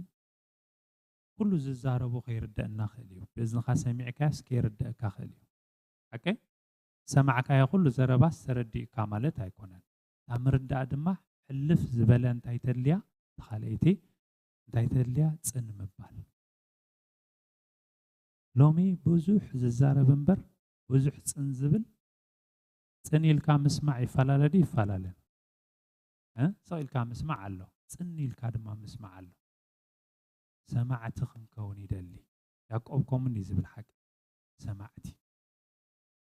لا مالتي تزاربت طرح زيكون زرداء سب مرداء زلو سب انتي زغبر مسلكم صناي منبال كእለቱ سفح ዝኾነ سبي صني الكاناي مسمع هذا ጊዜ سي كمزي اب سيركل اب كبب ኮይናስ انت حساب حدا حوي يبنا اجي صوت الله بزعدي ቀላል ናይ ጾታ ነገር ያ ሕጂ ብእዝንኻ ነገረካ ማለት እዩ ነታ እዝንኻ ዝነገረካ ስኻ ኸ ኣትደግማ ሕጂ ብዙርያ በፂሓትና ካብተን ዝበለና መጀመርያ ቀላል ቃል ይብና ሓንቲ ክልተ ቃል ብዙርያ ክንገብረ ከልና ዳርጋ መብዛሕትና ወፂና ቁሩብ ኣንዋሕ ኣቢሉ ሓንቲ ሓሳብ ግን ይብና ድሕሪኡ ክንደግማ ከለና ፋሕ ኢላ ኣብቲ መወዳእታ ክንበፅሕ ከለና ፋሕ ዝበለት ኢንፎርሜሽን በፂሓት ጽኒልካ ምስማዕ እግዚአብሔር ይደልዩ ማለት እዩ ጽኒልካ በጽሞና ጊዜ ናይ ጽሞና ጊዜ ወይ ከዓ ናይ በይንኻ ጊዜ ምስ እግዚአብሔር ኣማዓልታው ነገር ከልወካሎ ወላ 15 ደቂቃ ትኹን ወላ 10 ደቂቃ ጽኒልካ ንእግዚአብሔር ምስማዕ ወልዋሎ ኣብ ሓደ ጉባኤ ስታይገብሩ ነይሮም መዝሙር ይግበር ስብከት ይግበር እሞ ሓንሳ ኩላትና ሕጂ ጽንበል ጸጥ ኢልና ንእግዚአብሔር ነምልኮ ይባል ናይ ጸጥታ ጊዜ ይህሉ أديكمني ጸጥ ጽኒልካ ምስማዕ ምርዳእ ካዊ ድመጽእ ታሳል ሰይት ድማ ጥበብ ዘይብልና እንተ ደኣ ንጓዓዝ ሓሊና ከም ዝበልኩኹም ጥበብ ነቲ ፍልጠትካስ ኣበይ ቦታ እንዳእትኻ ትኸይድ እያ እዚኣ ዘየላት ኮይና ድማ ብዙሕ ሽግር ክንፈጥር ኢና ማለት እዩ ብኸምኡ እዩ ንጉስ ሰሎሞን እንታይ ሓቲቱ ኣብቲ ዲ ሓቲቱ ጥበብ ብጣዕሚ ገዳሲ እዩ ማለት እዩ ኣብቲ ኸዶ ዘበለ ምስ መን ትዛረብ ኣለኻ ንመን ትዛረብ ኣለኻ ኣበይ ደረጃ ኣለኻ መን እቲ ኦዲየንስ ናትካ እቲ ናትካ ሰማዒኻ መን እዩ ዝሰምዓካ ዘሎ ሰብ መን እዩ ሕብረተሰብካ ኣበይ ኣሎ ወለዶ ኣበይ ኣሎ ኢልካ ናይ ምፍላጥ ነገር ናይ ምልላይ ኣለሊኻ ሽዑ ከመይ ጌርካ ትጥቀመሉ ኣገዳስነት ኣለዎ ምክንያቱ እዚ ሰዓን ምግባር ብዙሕ ዕንወት ኢኻ ትፍጽም ንሓደ ምሁር ሰብሲ ንኣብነት ኣዝዩ ናይ ፊዚክስ መምህር ኣዝዩ ፕሮፌሰር ዝኾነ ኣብዚኣ መፂሲ እቲ ዝፈለጦ ፍልጠት ኣብዚኣ ኣርግፍ ተዘብለናስ ክንደይና ምሰማዕናዮ ምተረድአና ዶ ይምተረድአና መብዛሕትና እንታይ ምኾንና ኣይምተረድአና ምክንያቱ ደረጃ በፂሕዎ ዘሎ ንሱ ንሕናን በበይንና እዩ ዘሎ እቲ ደረጃ ሕጂ እንታይ ግን ክገብር ዘለዎ ቀሊል በዝኾነ መገዲ ነቲ ሕብረተሰብ ሰማዒዩ ተፈሊጡ ግን ሓንቲ ሓሳብ ክገልጽ ከሎስ ብቐሊል መገዲ ከመይ ጌሩ ይገልጽ ይሓስብ ማለት እዩ ስለዚ እቲ ሕብረተሰብና ኣበይ ኣሎ ኣለሊኻ ምዝራብ ካልኣይ ከዓ ንመን ትዛረቦ ኣለኻ መዓስከ ትዛረቦ ኣበይ ቦታ ትዛረቦ እዚ ኣገዳስነት ኣለዎ ሕጂ ብዙሕ ግዜ ሽግር ዝገጥም እንታይ እዩ ዋላ ቦታ ዘይምምራፅ ሰዓታት ዘይምምራፅ ኣበይኻ መዓሲኻ ትዛረብ ዘለኻ ሓዚኑ ከሎ ሰብሲ ብዛዕባ መርዓ ተዕልሎ ዲያ ኣብ ሓዘን ዘሎ ሰብሲ ብዛዕባ መርዓታት ሎም እዛ ሰሙን እዚኣ ገርመካ እዩ ብጣዕሚ ብዙሕ መርዓ ዝሕጉስ መርዓ ኣሎ ገለ ትብሎ ዲኻ ኸም ኣታ ኣለኹም ዶ እንታይ ዳ ስቕ ኢልኩም ዳ ኣይትብሎን ኢኻ ሓቀይ ኣበይ ትዛረብ ስቕ ትፈልጥ ኣለካ ማለት እዩ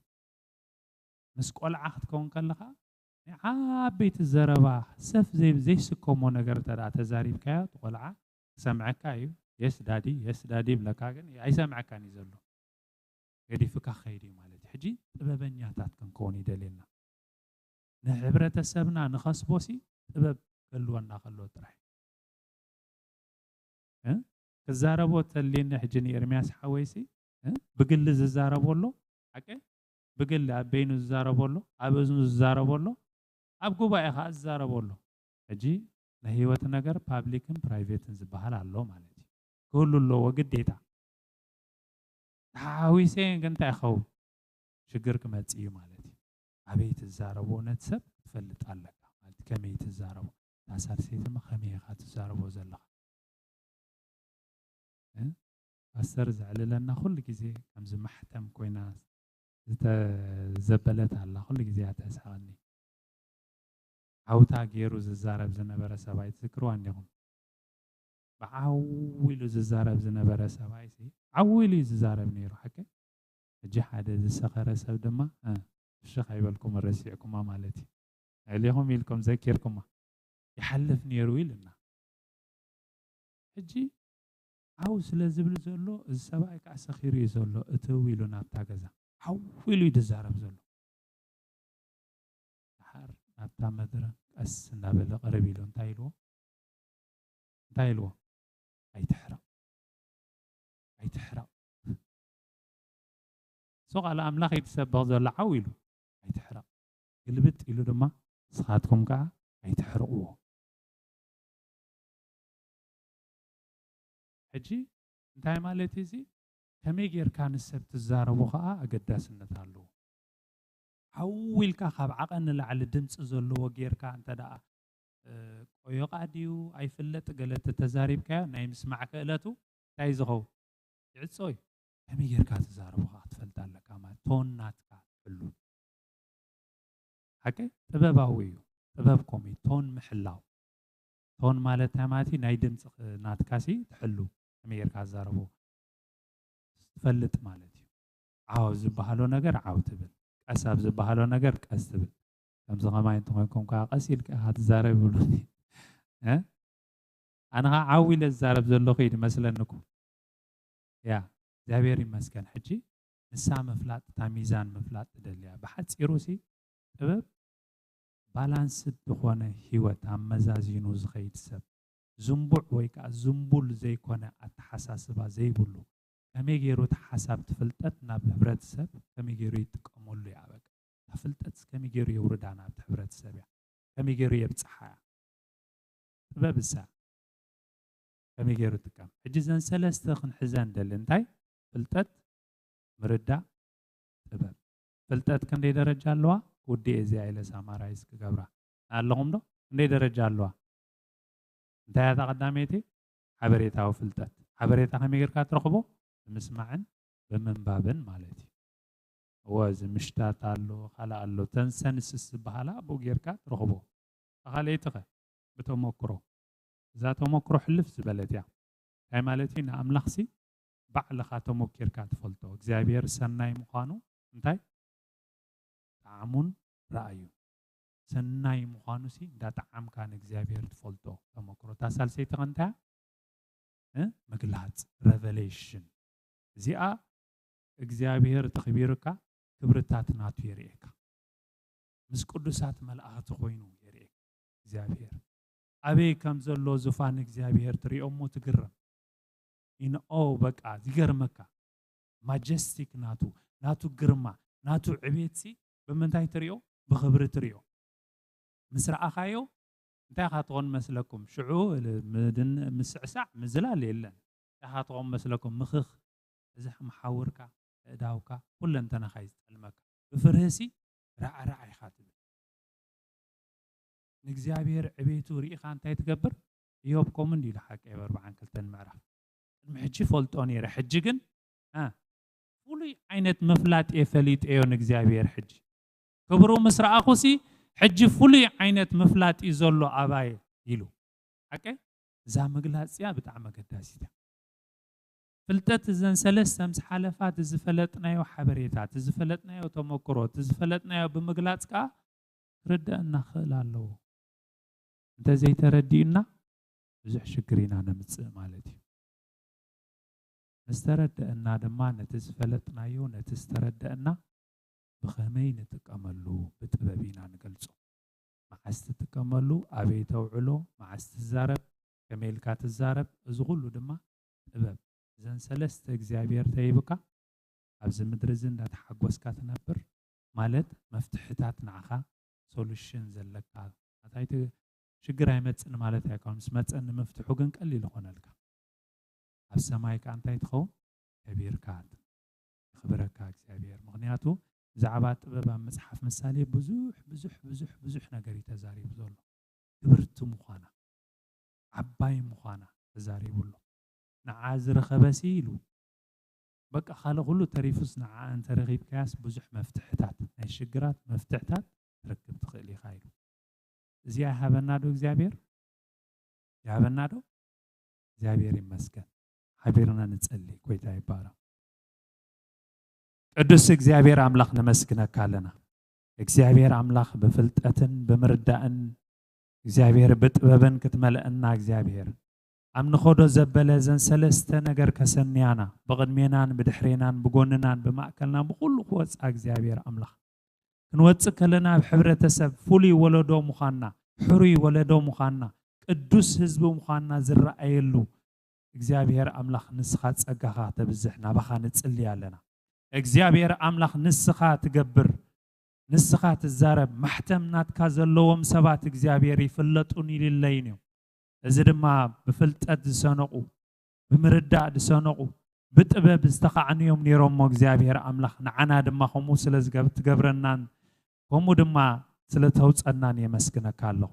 እግዚአብሔር አምላክ ካባና ብዕሽነት ዝወድቕ ሰብ ኣይሃሉ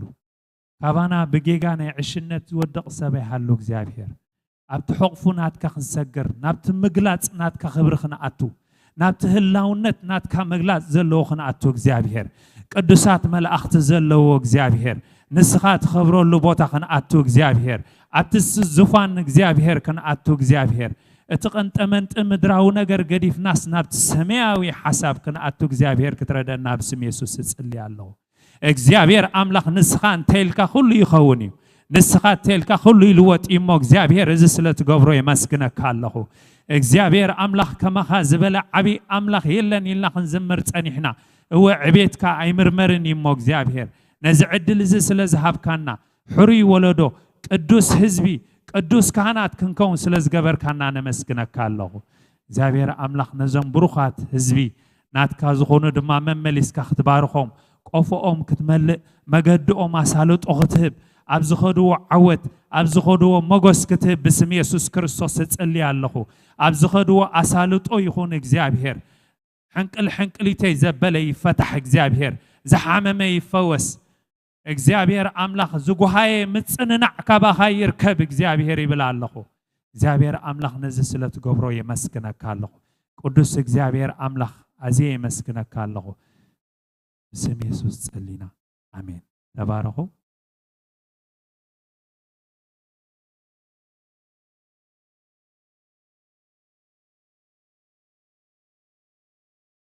እግዚአብሔር ይመስገን መዘምራን ክወጽዮም እሞ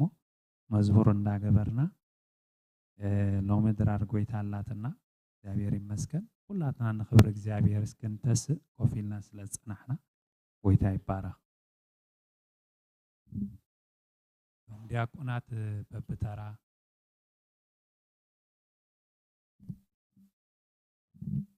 በሓደ ኮይና ንእግዚአብሔር ንዝምሪና ጎይታ ይባረክ መዘምራን ኣዝዩ ዝገርመኒ አገልግሎት መዘምራን ኣይውዳእ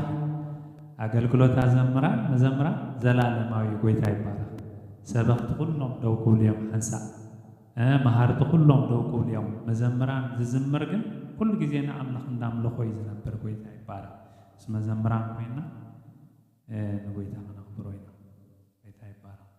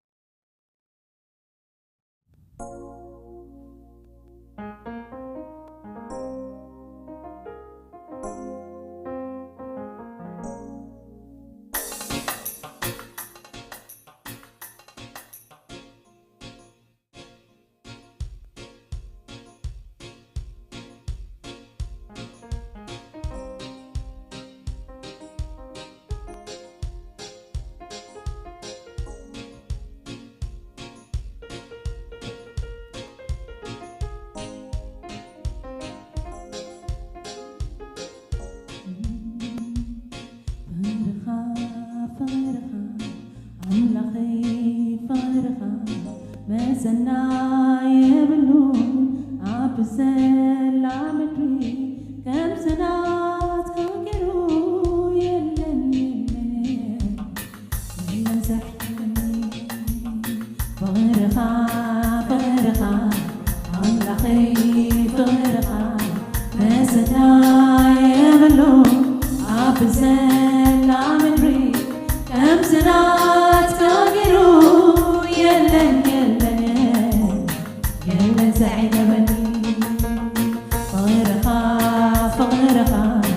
عملاقي فغيرها بسنا يبلو عبزل عمري كم سنات كاغيرو يلن زعجبني عاشتي مني فغيرها عاشتي مني يسوسي أنسيتي عموني فقرها أنسيتي عموني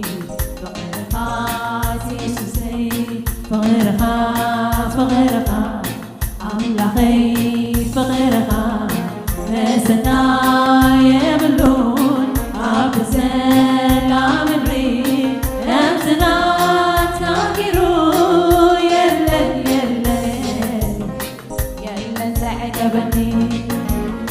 عاشتي عموني فقرها عاشتي عموني فقرها يسوسي عاشتي عموني فقرها عاشتي عموني فقرها يسوسي عاشتي عموني فقرها عاشتي عموني يسوسي فغيرها أملاقي فغيرها بسنا يبلون عبسل عمدري أمسنا تكاغرو يلن زعجبني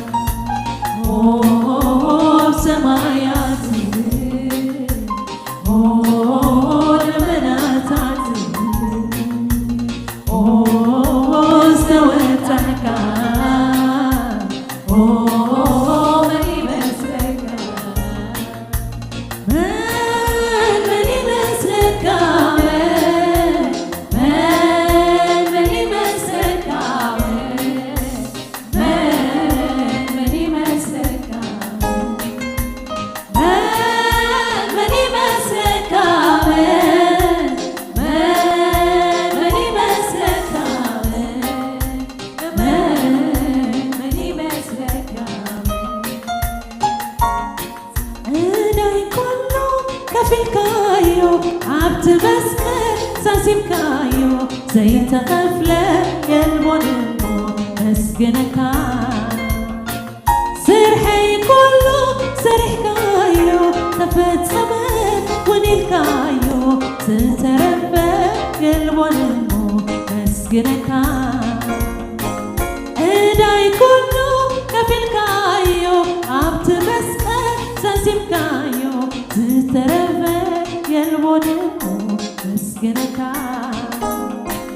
سرحي كله سرح كايو تفت سمان ونيل كايو زترفى يلبونمو مسكنك مسكنك لكم مسكنك مسكنك لكم مسكنك مسكنك لكم مسكنك بس لي نقرأ كوين عم سوفان كاس تقمتك مسكنك مسلين نقرين وداك أموت على كوين عم سوفان كاس تقمتك مسكنك مسكنك لقو مسكنك مسكنك لقو مسكنك باركك لقو باركك مسكنك لقو مسكنك سرحي كله سرح كايلو تفت سمر ونلقايو زترفي المنمو مسكنك سرحي كله سرح كايو تفت سمر ونلقايو زترفي المنمو مسكنك ايداي كله كفل كايو عبت مسكن سازم كايو زترفي المنمو مسكنك ايداي كله كفل كايو سازم كايو زترفي المنمو مسكنك مسكنك لقو مسكنك مسكنك لقو مسكنك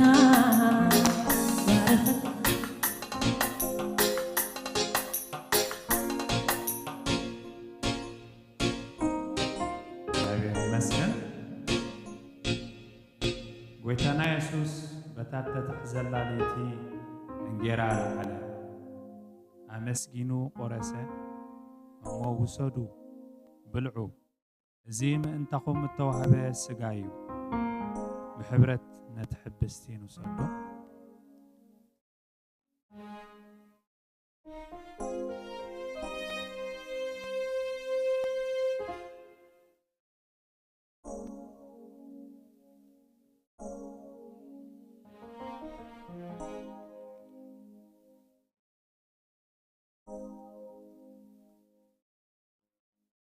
ከምኡ ከዓ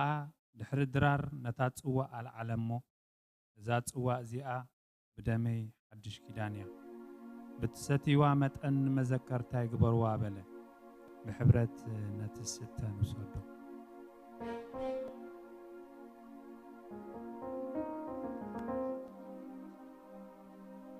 ሓፂር ንጸሊ እግዚአብሔር አምላክ ነመስግነካ ኣለና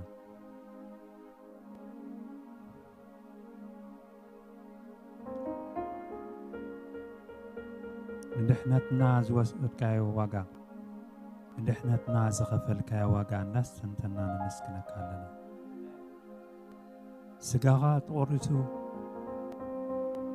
ደምካ ድማ እግዚአብሔር አምላክ ፈሲሱ ንዓና ከተድሕን ካብ ሰማይ ሰማያት ስለ ዝወረድካ ነመስግነካ ኣለና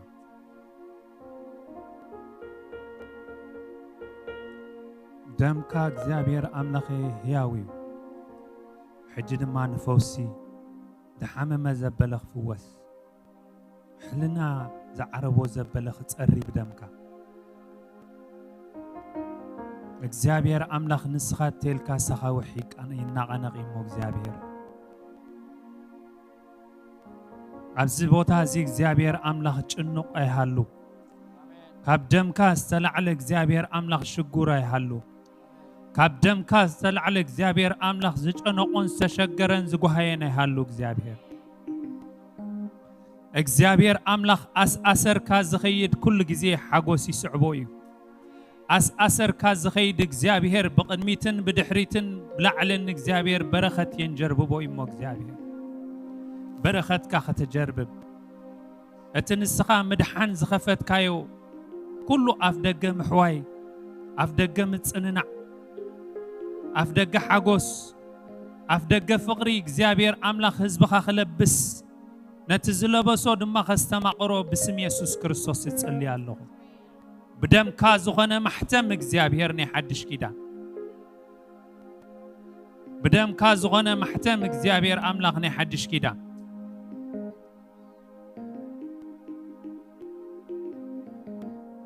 كلاتنا عوتات سلازخنا بتني حدش كيدان دم كاي مسكنا كالله እግዚአብሔር አምላኬ ነዚ ዕድል እዚ ስለዝሃብካና ዕድለኛታት ስለዝገበርካና ዝዕጫዚ ስለዝበጽሐና ይመስግነካ ኣለሁ ኮብለልትን ቀባሕባሕ ዝብሉን ምኾንና ነርና እግዚአብሔር ንዓኻ ስኻ ስለዝረኸብካና ግን ይመስግነካ ኣለሁ ክበር ተመስገን በስም ኢየሱስ አሜን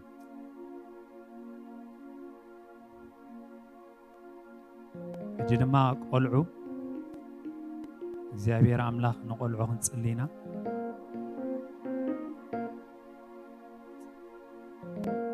እግዚአብሔር አምላክ እዚኦም ህያባት ካየም እግዚአብሔር ንስኻ ዝሃብካና ይኻሞ እግዚአብሔር ኣብ ዝኸድዎ ዘበለ ሁሉ እግዚአብሔር አምላኸይ ዝዕንቅፍ ዘበለ ዝጎትት ዘበለ ናይ ጸልአ ኃይሊ ብስም ኢየሱስ ክርስቶስ ይወቅዖለኹ ብስም ኢየሱስ ክርስቶስ ይገንሖለኹ ኣብዞም ቆልዑ እዚ እግዚአብሔር ዝኾነ ዓይነት ናይ ሰይጣን ናይ አጋንንቲ ናይ መናፍስቲ አሰራርሓ ብስም ኢየሱስ ክርስቶስ ይገንሖለኹ ካብኦም ዝረሓቐ ይኹን ሓበሬታት ዝክብዎ ሁሉ እግዚአብሔር ጽሩይ ንጹሁን ይኹን አእምሮኦም ዝተባረኸ ይኹን መገዶም ዘበለ ሁሉ ዝተባረኸ ይኹን ናይ ጸላኢ ዕንቅፋት ኩሉ እግዚአብሔር አምላኽ ዝተወገደ ይኹን እግዚአብሔር አምላኽ ንስኻ ንቆልዑ ናባይ ይምፁ ከም ዝበልካ እግዚአብሔር አምላኽ ናባኻ ንሕቁፎም ኣለና ዞም ቆልዑ እዚኦም እግዚአብሔር ሓረግ ወለዶ ዝኽተሉ ኾኑ እግዚአብሔር አምላኸይ መመሊሶም ንኻልኦት ነዝናትና ዘሎ ችቦ ሒዞም ንኻልኦት ደሰጋግሩ ኾኑ بسم يسوع كريستوس تصلي الله እግዚአብሔር አምላኽ በረኸትካ ኣብ ልዕሊኦም ግበር እግዚአብሔር መመሊስካ ባርኮም እግዚአብሔር ኣብ ትምህርቶም ንስኻ ምስተውዓልን ጥበብን ክትቦም بسم يسوع ይጽልይ ኣለኹ ኣብ ዝኸድዎ ዘበለ ሁሉ እግዚአብሔር አምላኸይ ንስኻ ምስኦም ክትከውን ይጽልይ ኣለኹ እግዚአብሔር አምላኽ ጸሎትና ስለሰማዕካና ተመስገን بسم يسوع ጸሊና አሜን كلنا بركة نقبلنا كداونا نلعل እግዚአብሔር ይባርክኩም መገድኹም ኩሉ አሳልጦ ይኹን ኣብትኾዶ ዘበለ ሞገስ ይውጻ ኣብትኾዶ ዘበለ እግዚአብሔር ምሳኹም ይኹን ኣብ ስራሕኩም ኣብ ትምህርትኩም ኩሉ እግዚአብሔር መኽፋትን መስተውዓልን ጥበብን ምርዳእን ዝመልአኩም ኩኑ بسم ኢየሱስ ክርስቶስ ዝጽልይ ኣለኹም ብሩኻት ይኹም እግዚአብሔር አምላክ ይባርክኩም በቅዱስ ምስዓም ሰላም ንባህሊና ፕሮግራምና ወዲና ለና እግዚአብሔር ይባርክኩም